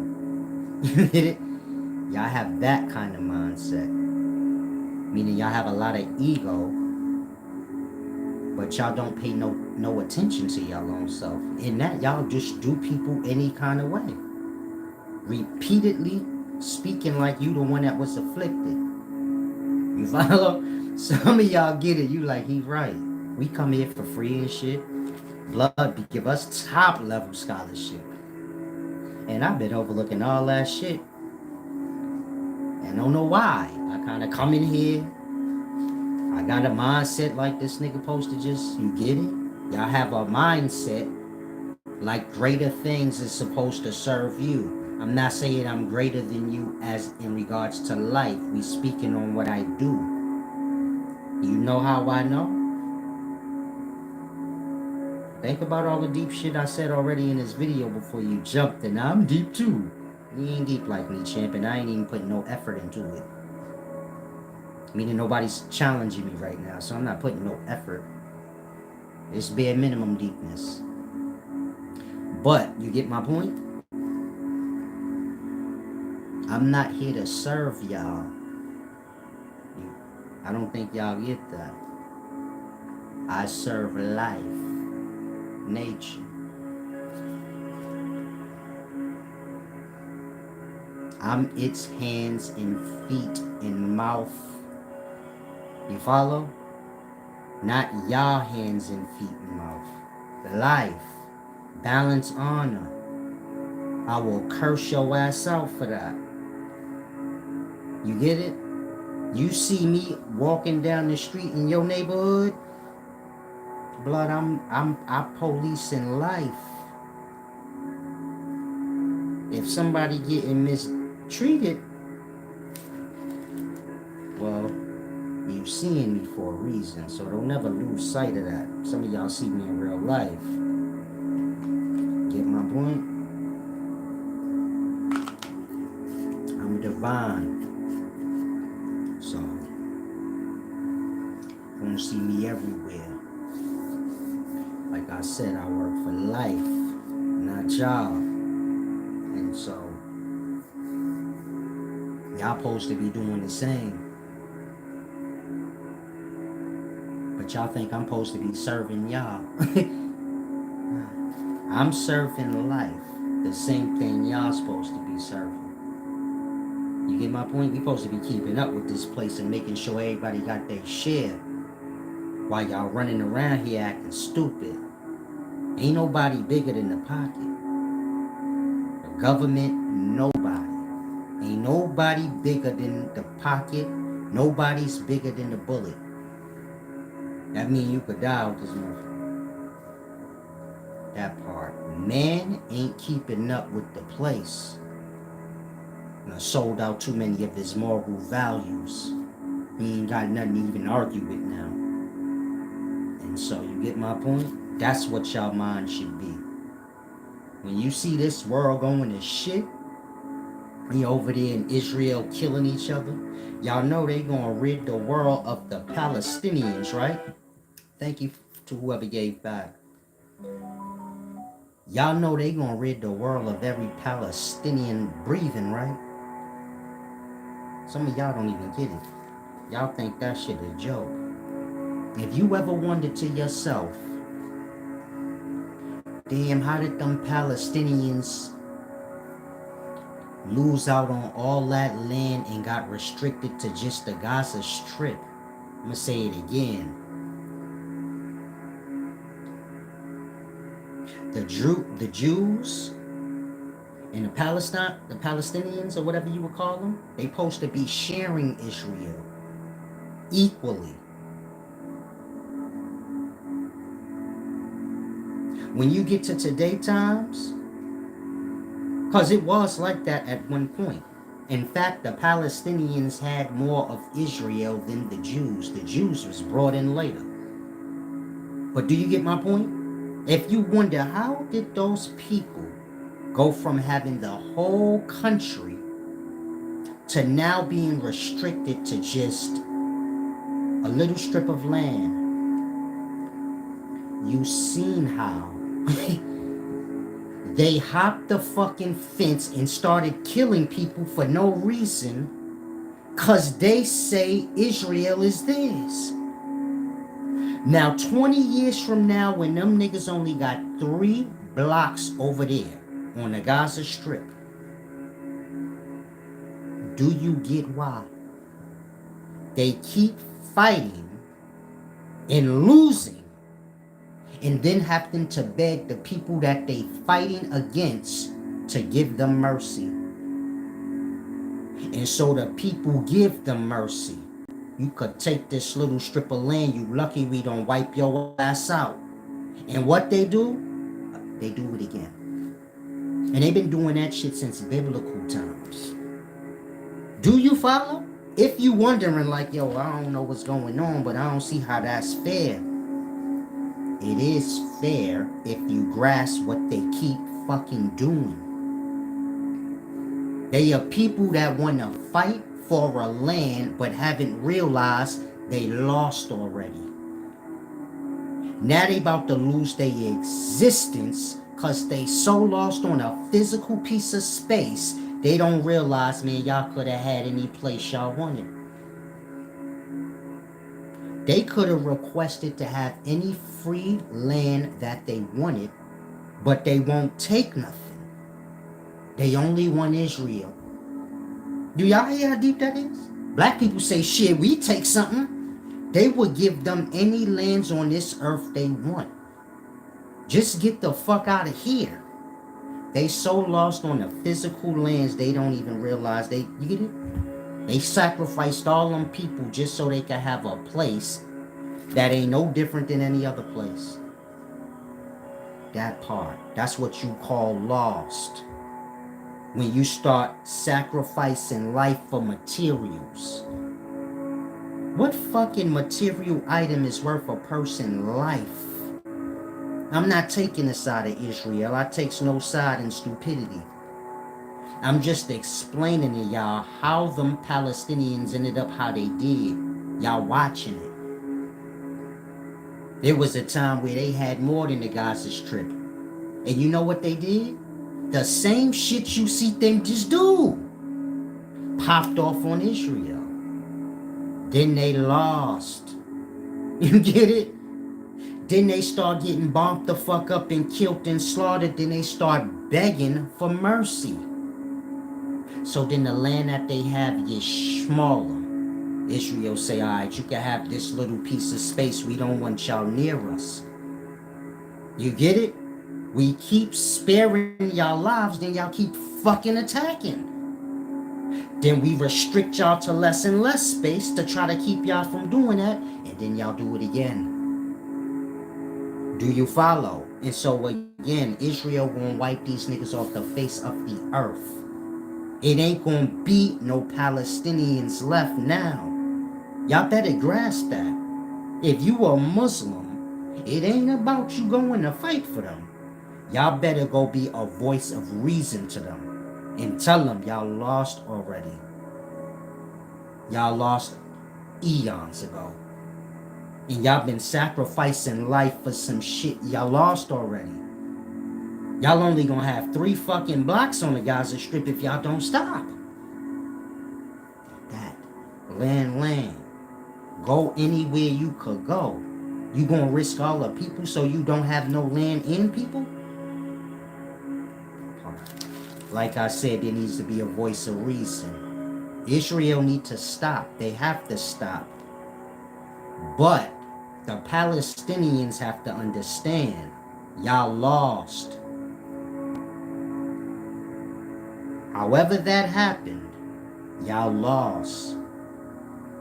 And now we can all get a clear perspective of how y'all got restricted to that little strip of land. Because when y'all had more land than that, y'all attacked. And that's fine. But you fucking keep losing when you do that. I'm not saying they can't attack. You feel like shit, yours attack. But when you lose and a motherfucker give you mercy, that's a moral code you do not cross. Israel did not have to give them mercy. A Gaza Strip enough and they could have wiped them off the face of the planet a long time ago. They got America and a lot of big countries backing them. You think they can't demolish Palestinians in today's time? That part. Them people being spared. Because of people like America and other powers that's telling Israel chill. But overall, Israel like, nah, we could wipe them out. They've already crossed the line too many times. You can't go to war with people, lose, and then when they spare you, you take them to war again. They deserve to wipe you out then because you already lost and they spared you. Like that. You better go talk to them people because they about to get themselves wiped out. And then the people in the future gonna be like, I don't think that's fair that them Palestinians only got 3 blocks on the Gaza Strip. That part. Tell them they had the whole Gaza Strip, but you know what they keep doing? Losing wars and getting spared. It's truly a sad thing. If you black, that ain't our business. If you a North American, that ain't our business. That ain't our religion. All people got their religions and their belief systems or their way of life. We ain't get to knowing who we are as a people yet, so we following everybody else shit. But that ain't our business. And so no black person better get involved in that dumb shit. I don't care if you a black person and you see one getting involved, you better tell them, we got our own problems, blood. That part. We still got our own fight and we lost 2 niggas, so we just better off than them niggas because we a little realer. But you get my point? We still got our own problems. We ain't adding to the problems, man. And so hopefully y'all grasp.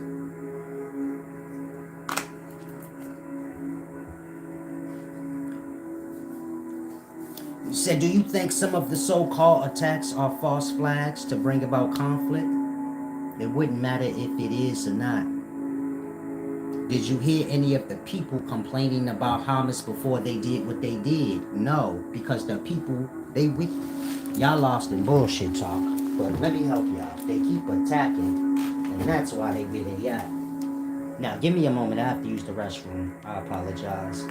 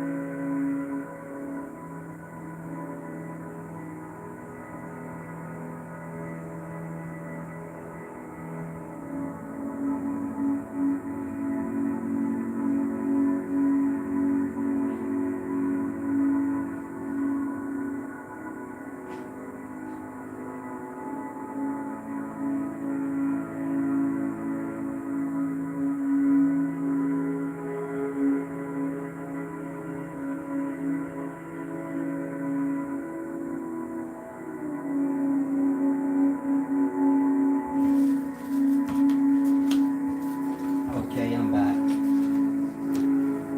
Let's get this thing going.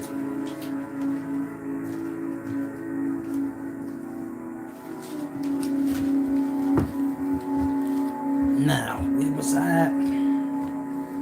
Palestine and Israel. Hopefully they get it together.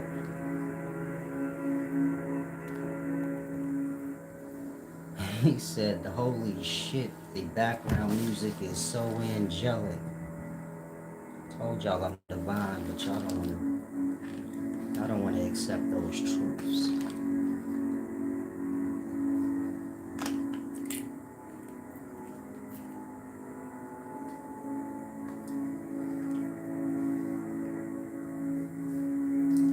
I grasp what you were saying, Myron. I'm telling you, did you hear any Palestinian complaining that they had Hamas in?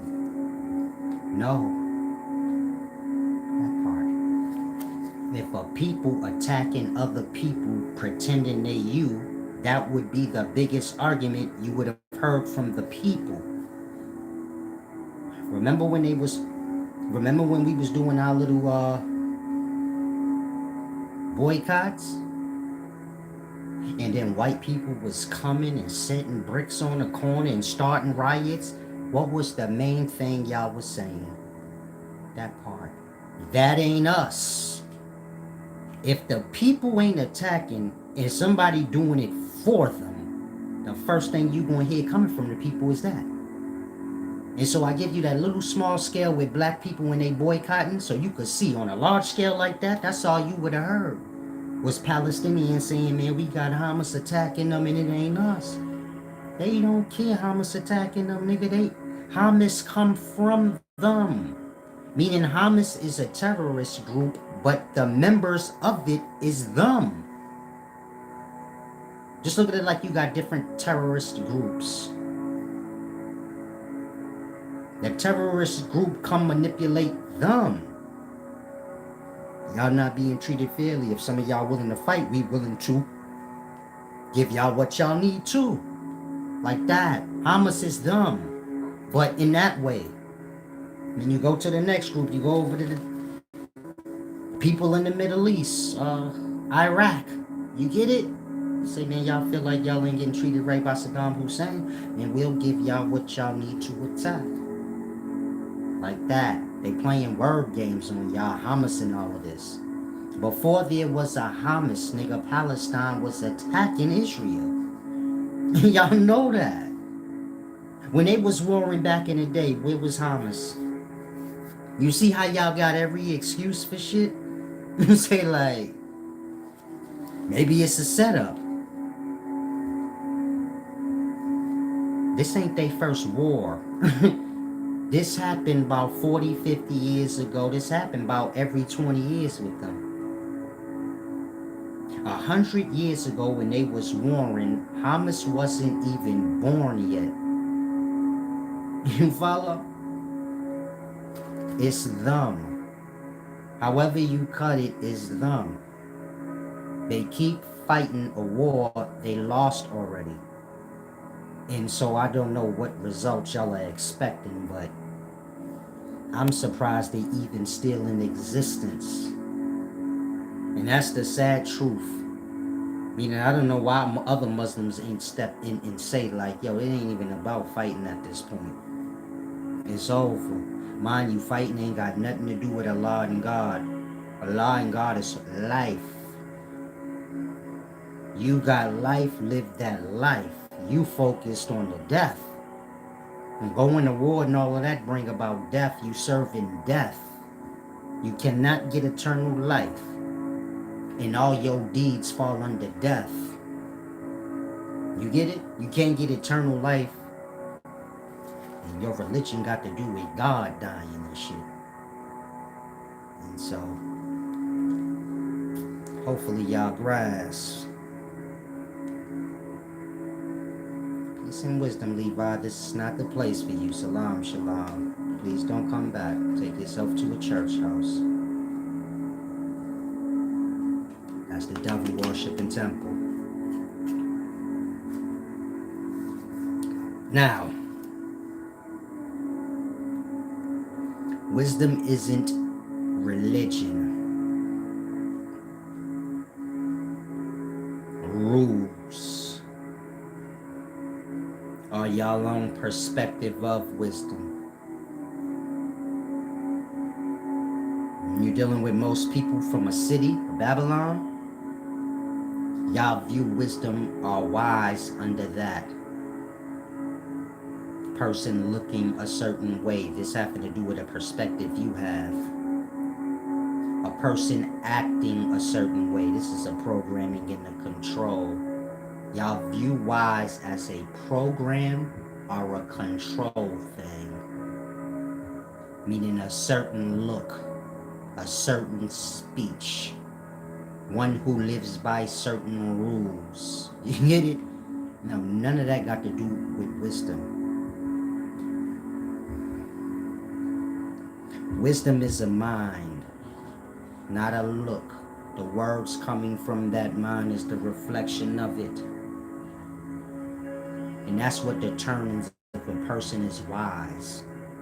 Not if they eat the diet you do, believe in the 50 million rules you got over yourself that you got to conquer. Because that's all rules is for. One, to conquer them. Meaning, why is somebody making rules for you? You don't got your own fucking brain? That part. Rules is for someone to evolve to a place to realize, I'm grown, this is my own life. I don't need to listen to you. The point I'm making is wisdom is a mind, an intellect. Words coming from it is its reflection, its representation. And this is the only thing you can judge wise by. Meaning the garment of wise is words. You judge if somebody's wise, you judge their words. If the message is clear and fair, you don't judge a person and overlook the wise mind to go into your perspectives of what wise look like. You follow? Meaning a lot of you guys, you probably look at me, you say, he don't look like what I think a wise person should look like. He don't follow our rules of diet in this thing or that thing that I think wise men follow. Whatever you think, it don't have nothing to do with the wise. Because you common. Meaning if you on a path of wisdom, you ain't the wise person yet. And so whatever perspective you got of wise hold no merit. Your perspective of wise got to do with one that's a kid or a child or controlled. That part. You got a bunch of rules you gotta oblige to. But you can never be God until you get over that. Just like the kid could never be grown till he come to terms with he is. You follow? The kid gonna live by rules that the parents make for him even till he 40. Till he come to terms with, I'm grown and I can live by whatever rules I want. I just have to leave here. That's how y'all religions and all the false ideals y'all have of wisdom. That's how it works. Y'all are minds that are supposed to be evolving into a glory, not a control thing. You get my point? Discipline and control. Because y'all controlled, y'all never learn discipline, which is the way to conquer y'all addictions, y'all fears, and all the flaws y'all have. Y'all need discipline to fight these demons of self. But you so controlled. You get my point? Y'all do what y'all told. Y'all don't do what y'all supposed to. I'll say it again. Somebody gotta tell you to do the right thing. Tell you what to eat. You don't know how to do it on your own. That's discipline. Y'all live control. In that, you get my point?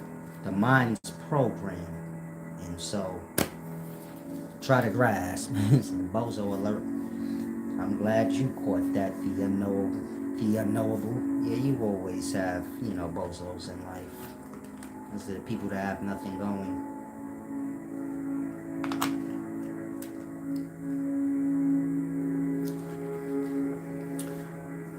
It's the poverty.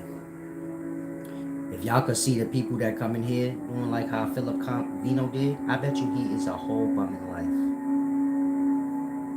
Because a lot of y'all, when y'all be coming in here like that, after the video, I click on your little image just to get a perspective of who you are. Some of y'all have videos and things up. And y'all be the bottom of the barrel. And then I feel bad that I made you feel like shit more.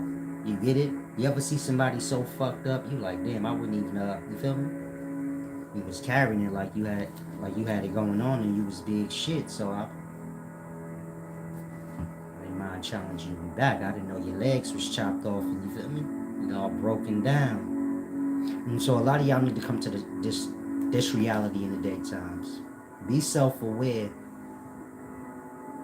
Don't call nobody a bozo. Well, not you. Don't insult nobody's wisdom if you have none. Don't insult no one's expensive shoes if you have on bullshit shoes. Y'all get so lost in y'all programming, y'all become unaware of y'all own self. In that, we live in a time where lesser things are attacking things above them. In that, y'all make y'all grief double. Y'all will cold blood try to insult somebody that got on designer clothes and you got on bare minimum shit. But because the environment you hang in, y'all glorifying this bum shit, you think you got a point outside of it. Now you all insulting the nigga that got on designer. He ain't said nothing to you. You too dumb and lost in your environment and how y'all carry it that you don't realize in that moment you in the wrong. You think a person wrong cause they have. You get it? Meaning most of y'all, you gonna let people think that wealthy ain't for you too. Like that. Also poor, y'all think like, don't let wealthy people make you not like wealth. I'll just say that. Because that's what's happening with a lot of y'all. In that, you going out into life insulting people that got more than you. But according to your little group, you get it, they're evil, this or that, whatever, however your mind is programmed. But in that moment when they dog you out and be like, you a bum, look at yourself, you got shit going, you following clown shit, then y'all feel crushed. But you did that. I come from a time where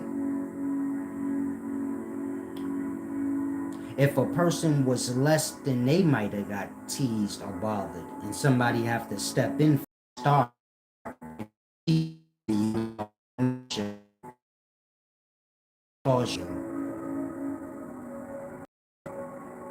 a fool gonna think he's supposed to challenge the wise, and that's what make him look smart.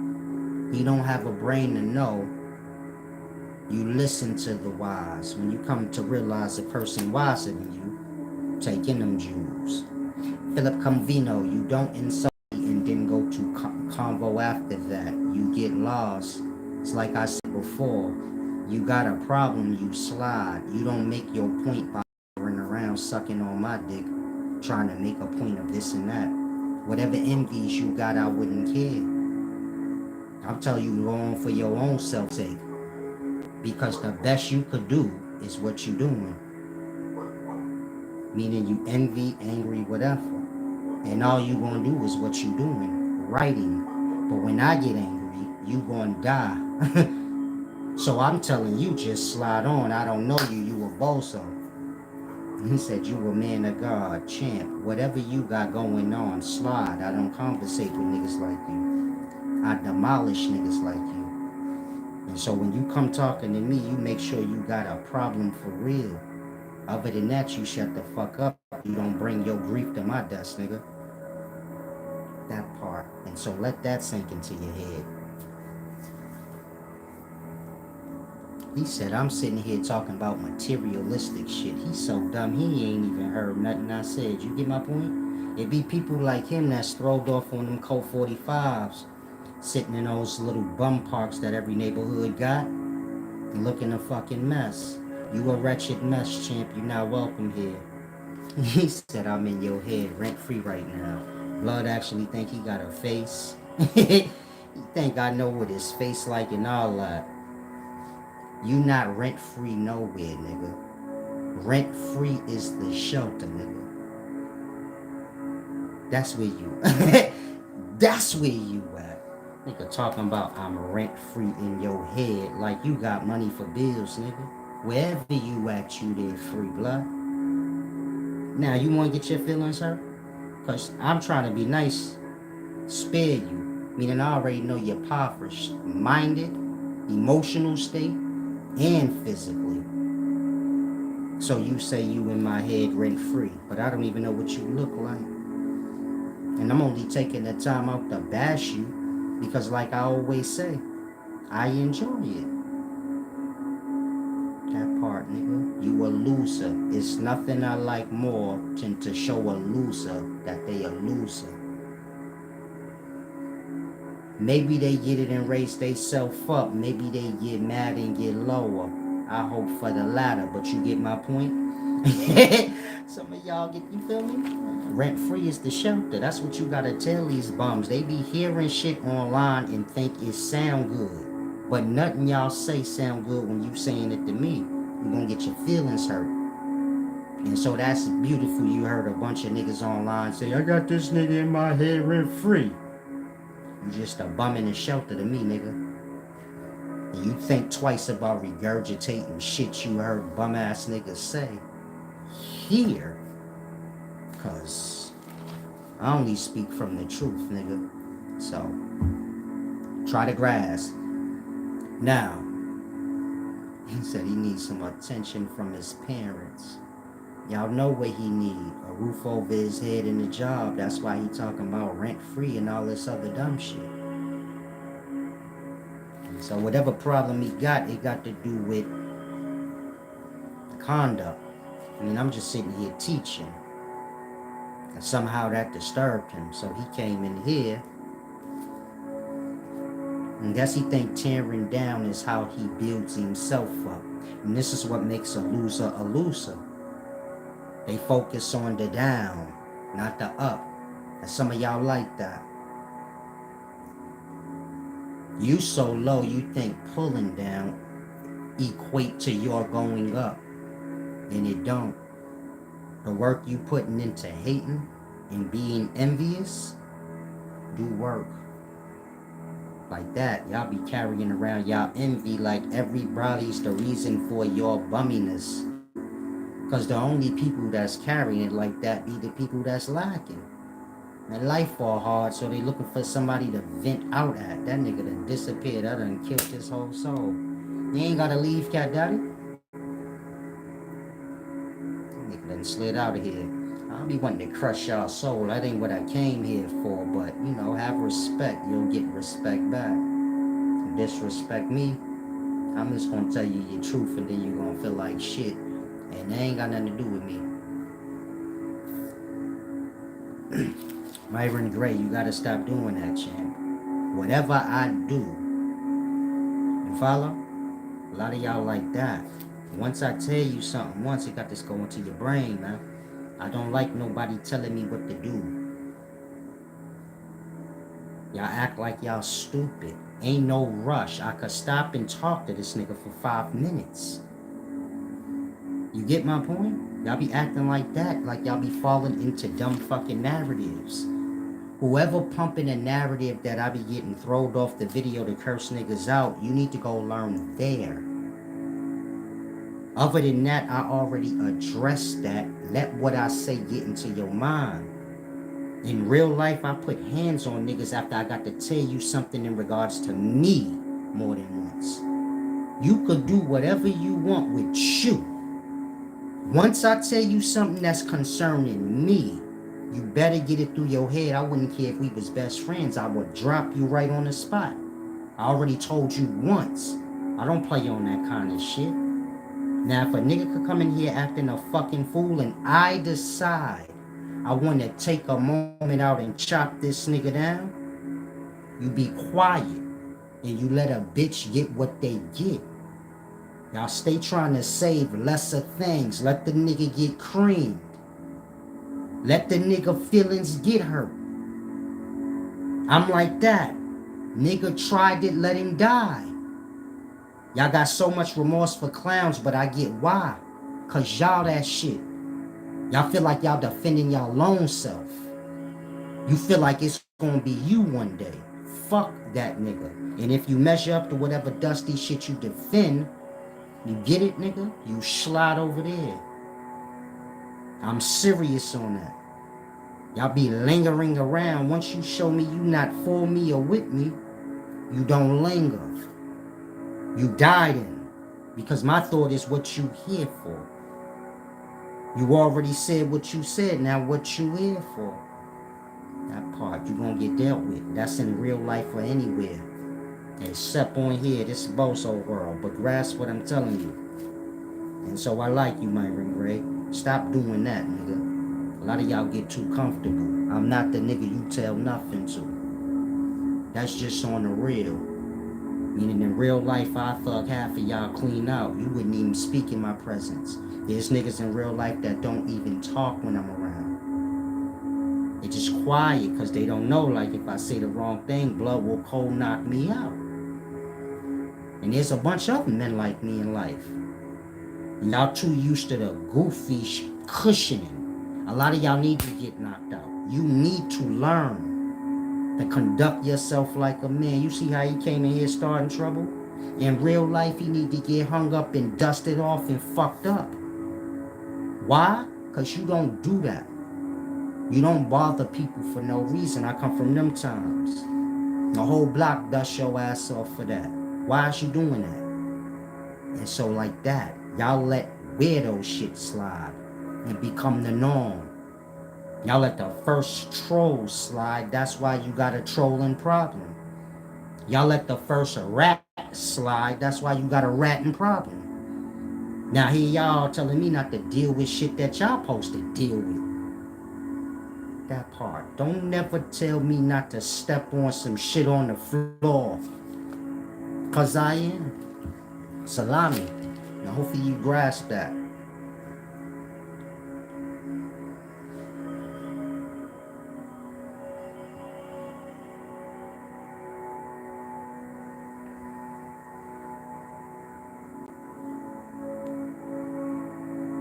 Now NBR's a troll, so I'm just getting him out of here. He's retarded.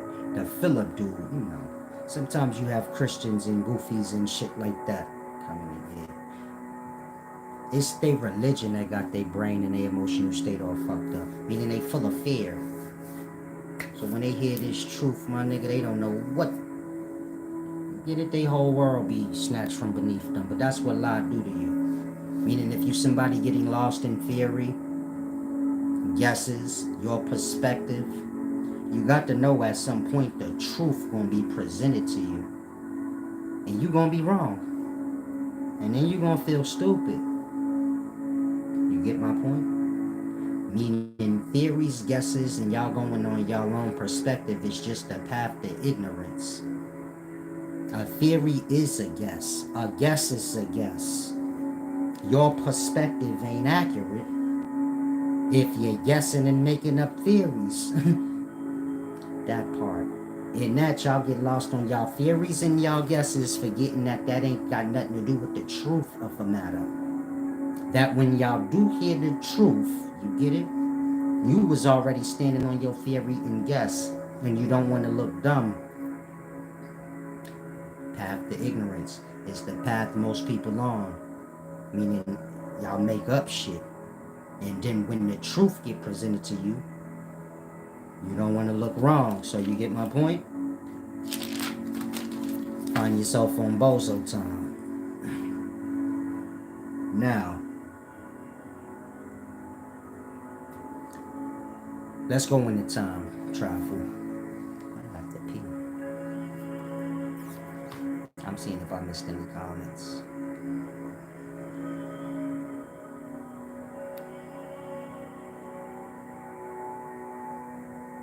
I'm laughing at Philip Covino.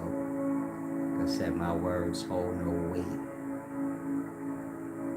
Nigga, y'all gotta learn in the daytimes. When y'all young people, y'all have to make sense when y'all talk. You get it? You can't be on can't be watching me on TV talking about your words hold no weight. Blood, you a fan. I don't even know you exist. Like if a nigga asks me what he look like, I'd just be like the Planter's Peanut Man. Blood look like an old California raisin or some shit. I don't know.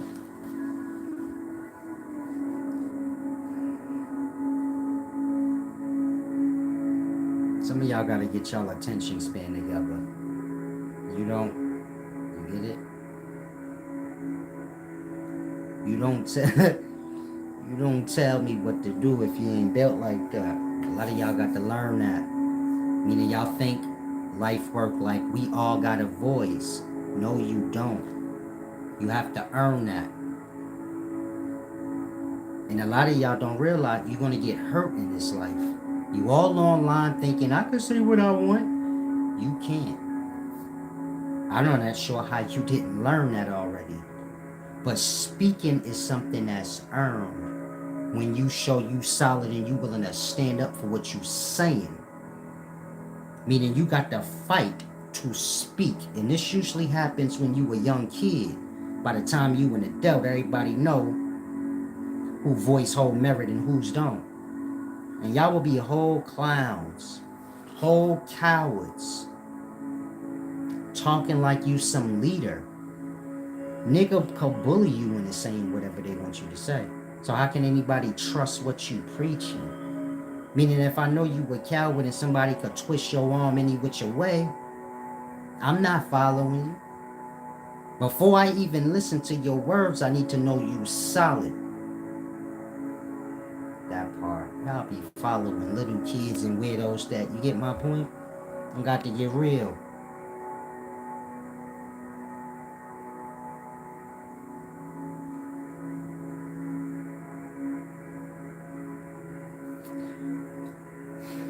The Palestine comments is too far back, so I'm gonna leave that be. Some of y'all said some comments in regards to that, but too far past that now. And so hopefully a lot of y'all grasp, you know. There's a thing called moral values. There's a thing called etiquette. You get my point? Learn those things, because y'all desperate to talk, ain't got nothing to say. You get my point? You ain't even got no experience to be talking. Y'all all just desperate to talk, to be seen. Half y'all ain't even nothing to look at. And so all starts with self-awareness. Again, some of y'all desperate to talk, you ain't got shit to say. That's why you're piggybacking off what the next nigga say. You have no starting thought of your own. You all desperate to talk just so you could be seen, but you ain't even nothing to look at. And so work on those things first. Looks being your etiquette, your cleanness. This don't have nothing to do with a material or a material financial value. Like that. A lot of y'all lacking on y'all etiquette. And so kind of grasp. Why you erase your commentary, Chris? Y'all scared. Don't come in here scared of me. If you scared of me, you shouldn't come here. Feel like I can't beat you though. You nice with 52. You still ain't supposed to be scared of nobody. You feel me? There's people that could beat me in life probably, but they gonna watch their mouth. Period. And so if you don't carry it like that, where you know you deserve respect, it wouldn't matter if a nigga could beat your ass. He better come to terms with he better respect you. Don't come here, because you gonna be carrying on that coward shit. Doing all the bozo shit. That's where the lies and the secrecy and the coward shit come from. When a man can't stand on his own too and speak his own mind freely. And so learn these things before you come here, please. Salam, shalom. He says Salah's got them 360s. Yeah, my shit's spinning, but I gotta put some grease and shit on it. I got the grays, man. I gotta work them a little bit. But yeah, I got 360s, man. This shit crazy. Now, I wish we type in a question. Salam.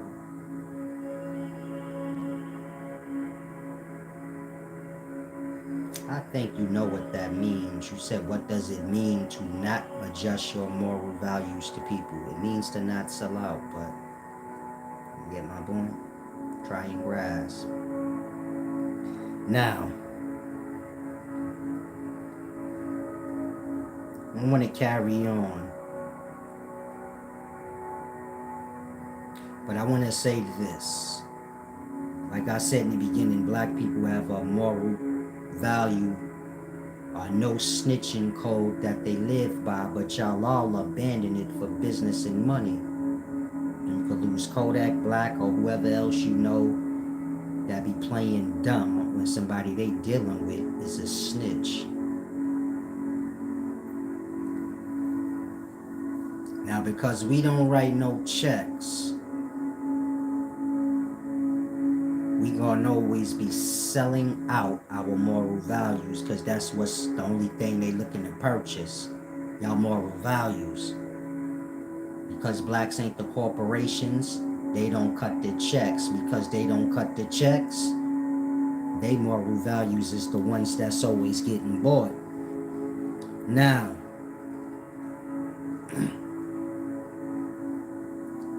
how can I put this?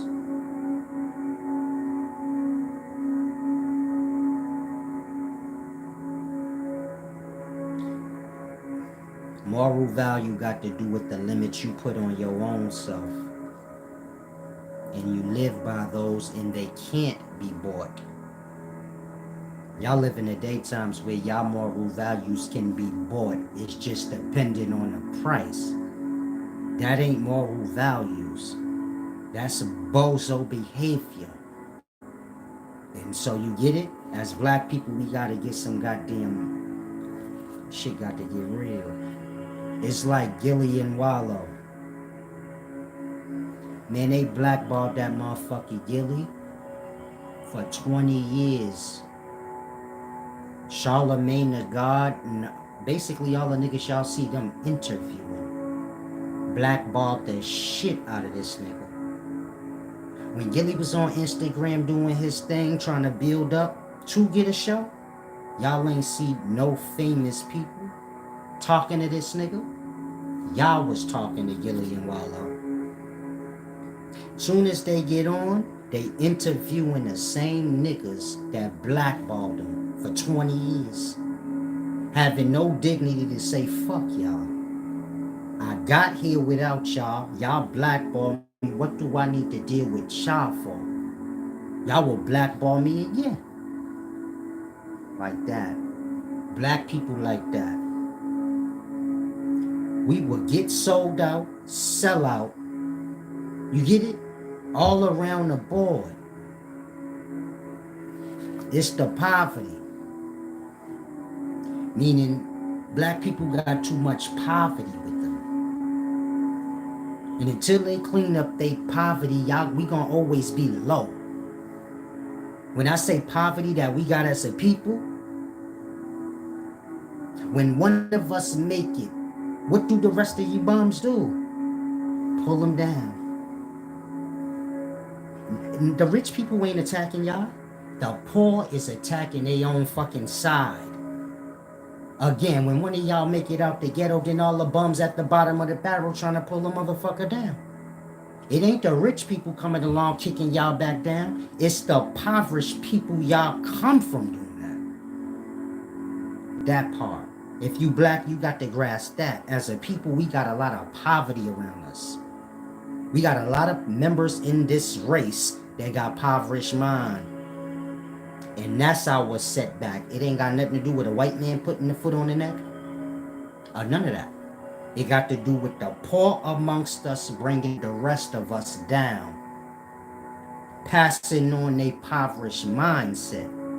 See, when y'all on here hating on a star, it's your own color star. That part. Y'all passing y'all poverty around and wonder why we ain't got nothing. Talking about the white man and this person and the wealthy, it's y'all.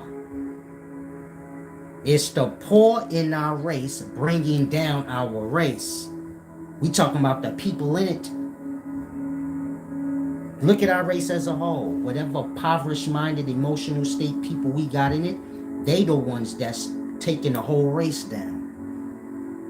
While y'all worrying about this problem and that problem. We need to clean up problem. Meaning those of y'all that's impoverished, y'all need to get clean in your ways. Your mind is all sloppy and dirty. Your emotional state is all ugly. And so your works is ugly. You're not thinking to do nothing good for nobody. You're thinking to tear down whoever you can. We got to clean those things up. I'm not talking about the dirty. I'm talking about those of us that's strong and clean. We got to start cleaning that up. Because that's what's being passed down. Now our whole generation, meaning if you black, our whole younger generation, they think bum behavior is cool. They natural way they live is like a bum in a barrel. That's a crab in a bucket. And that's y'all normal way. Y'all don't even have a problem with nobody. It's just a style to y'all. Mind you, that style bring about poverty for you and whoever else. It ain't got nothing to do with building. And so do you get why we don't have shit? We not building nothing, we tearing down. And you know why we tearing down? Because we bought. So when the corporation you work for say we tearing Suge Knight down, then y'all all go with it. We tearing Dame Dash down, then y'all go with it. That part. Any of y'all gonna get record companies and bully the record companies? No. But they will do that. And that's why we ain't shit. You niggas will tear down the strongest shit we got cause y'all scared. Y'all don't like Suge and Dame cause y'all scared of them. Cause they don't show no flex, they don't back down. And they don't care that these white corporations, they don't care about none of that. They go in there and slap niggas around. So you could get your fair share of money. And then y'all throw those of ours to the dirt, nigga. Suge Knight, Dame Dash, niggas like that, that's the best we got. Yeah, they ain't perfect, they need a lot of work. But they the best we got. It's through people like them that we would have our own country and real power to make moves. Not through you goofy ass sellouts. And so y'all need to start remembering shit like that. Y'all be letting people influence y'all. Black people don't like Suge and Dame Dash. Or black people or whoever blackballed them. They did that on account of scared white corporations. You get it? Jay-Z went against Dame because of white corporations. That part. And so this is what I mean. All we put ourselves in a position to do is sell out. Sell our moral values for a deal. Knowing that deal gonna be a matter of us having to fuck one of our own over. They will cold blood come and sign one of you niggas out of a group. They know them niggas gonna be mad at you. They doing that on purpose. And they know once them niggas get mad at you, now they can control your voice. You get it? They could use you to tear down your own goddamn group, nigga. Like that, they controlling us by buying y'all. Y'all just go into anything because people desperate. We got to come together as a people and get a mind. Hold on, man. We got all the worth. We can bargain with our talents and things. We ain't got to bargain with our morals. You know, don't nobody need to be requesting that out of us. Why we the only race they requesting that out of? Where we got to tear down our own. We being put in a mindset where we think like, if I tear this nigga down, then I'm going to be up. If I can make this nigga look stupid, then I'm going to be lit. Blood, get out of here with that dumb shit. Get a talent, build yourself up, help the next person build themselves up. Somebody having more than, you get it? Aim and means for you to be hating on them. We got to get it together as a people. Other than that, we getting sold out and at the same time we bumming in the barreling against each other.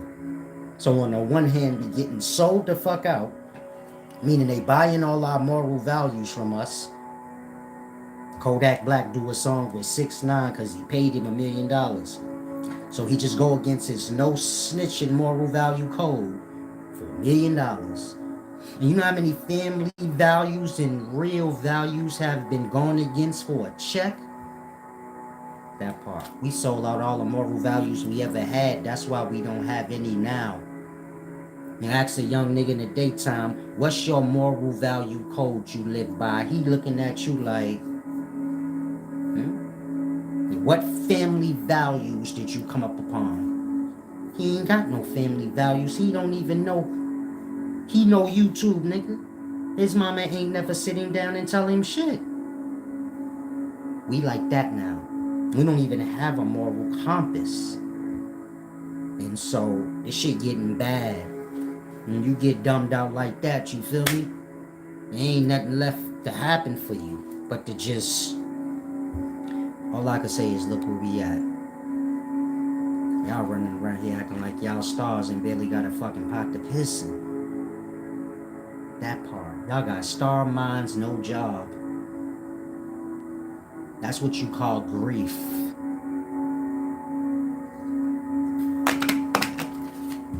Now I have to tinkle. If you like to give back, you can do so now.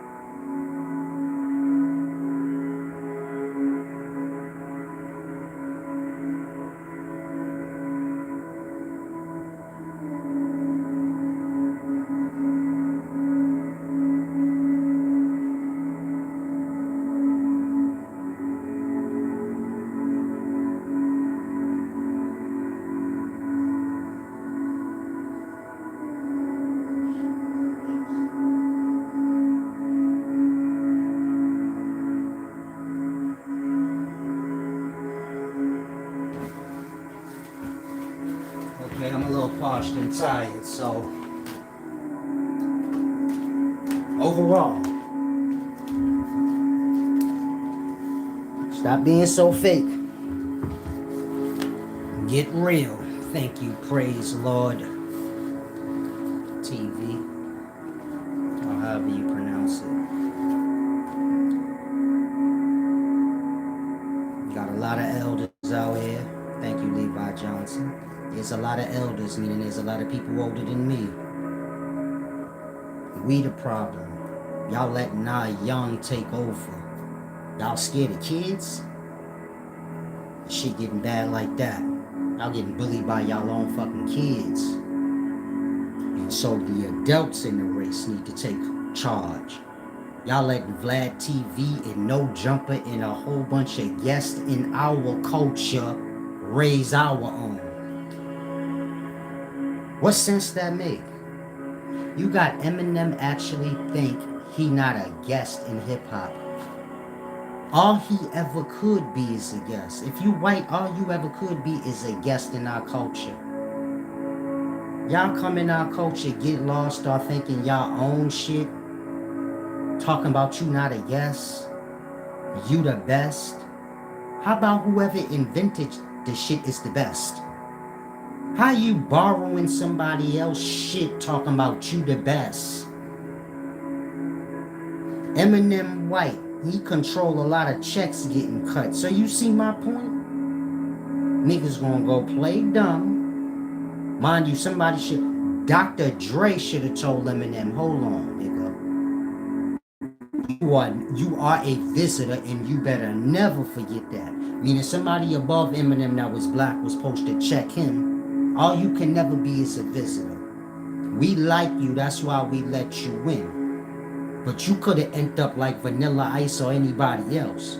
Blood was kicking, Vanilla Ice was kicking that shit. You get it? That shit was hard. But back then we was realer than y'all are now. Meaning back then you had niggas like Suge Knight hanging niggas out the window like that. Well, fuck you, nigga. My man getting the money for that. That part. Shit y'all don't do. If this was back in the day, Eminem would have been getting hung out the window, my nigga. And all his checks would have been going to somebody black. There ain't nothing wrong with that, blood. You borrowing from my bump. Why we paying you? This our shit. That part. Snoop Dogg and every black person is better than Eminem. That's why y'all don't play his shit. Y'all play everybody else shit. He just that nigga in the algorithms. That's numbers. Now this is nothing against Eminem. Eminem more black than a lot of y'all. So I actually would give him a pass, but he just a perfect example of it don't matter how locked in you is, nigga, you still a visitor. And when you lose sight of that, you get it? We tell you down. Once you starting to tell us you down, then you losing your way. Because this is how we lost all the shit we got. Somebody white coming along, getting accepted in, then convincing us they run the shit now. Y'all watch it happening with Vlad right before your eyes. He used to just interview people. Now he add his perspective in. Now he telling black people how he think we need to be. That part. Half our young on Vlad time. Get it? That part. Now, white people don't really have no real moral values. They have family values. On a moral level, they'll do you any fucking kind of way. Even their own. But they do have family values. And this ain't no diss to white people. It's just the truth. I just speak the truth. If you lost in your race, well, that's your own problem. That's what racism do. It make you angry. So don't be in a race if you're going to have problems with race discussions. Now, white people, y'all don't have morals. That's individual moral values for yourself to keep you in line. Y'all don't have that. Y'all will steal anything y'all can and take people's shit, and y'all mind is like, white people don't realize how y'all are intrusive. Y'all not a people that can just come to dinner, be accepted, and that's enough. Y'all want to take the whole fucking table. Y'all really have that problem. This is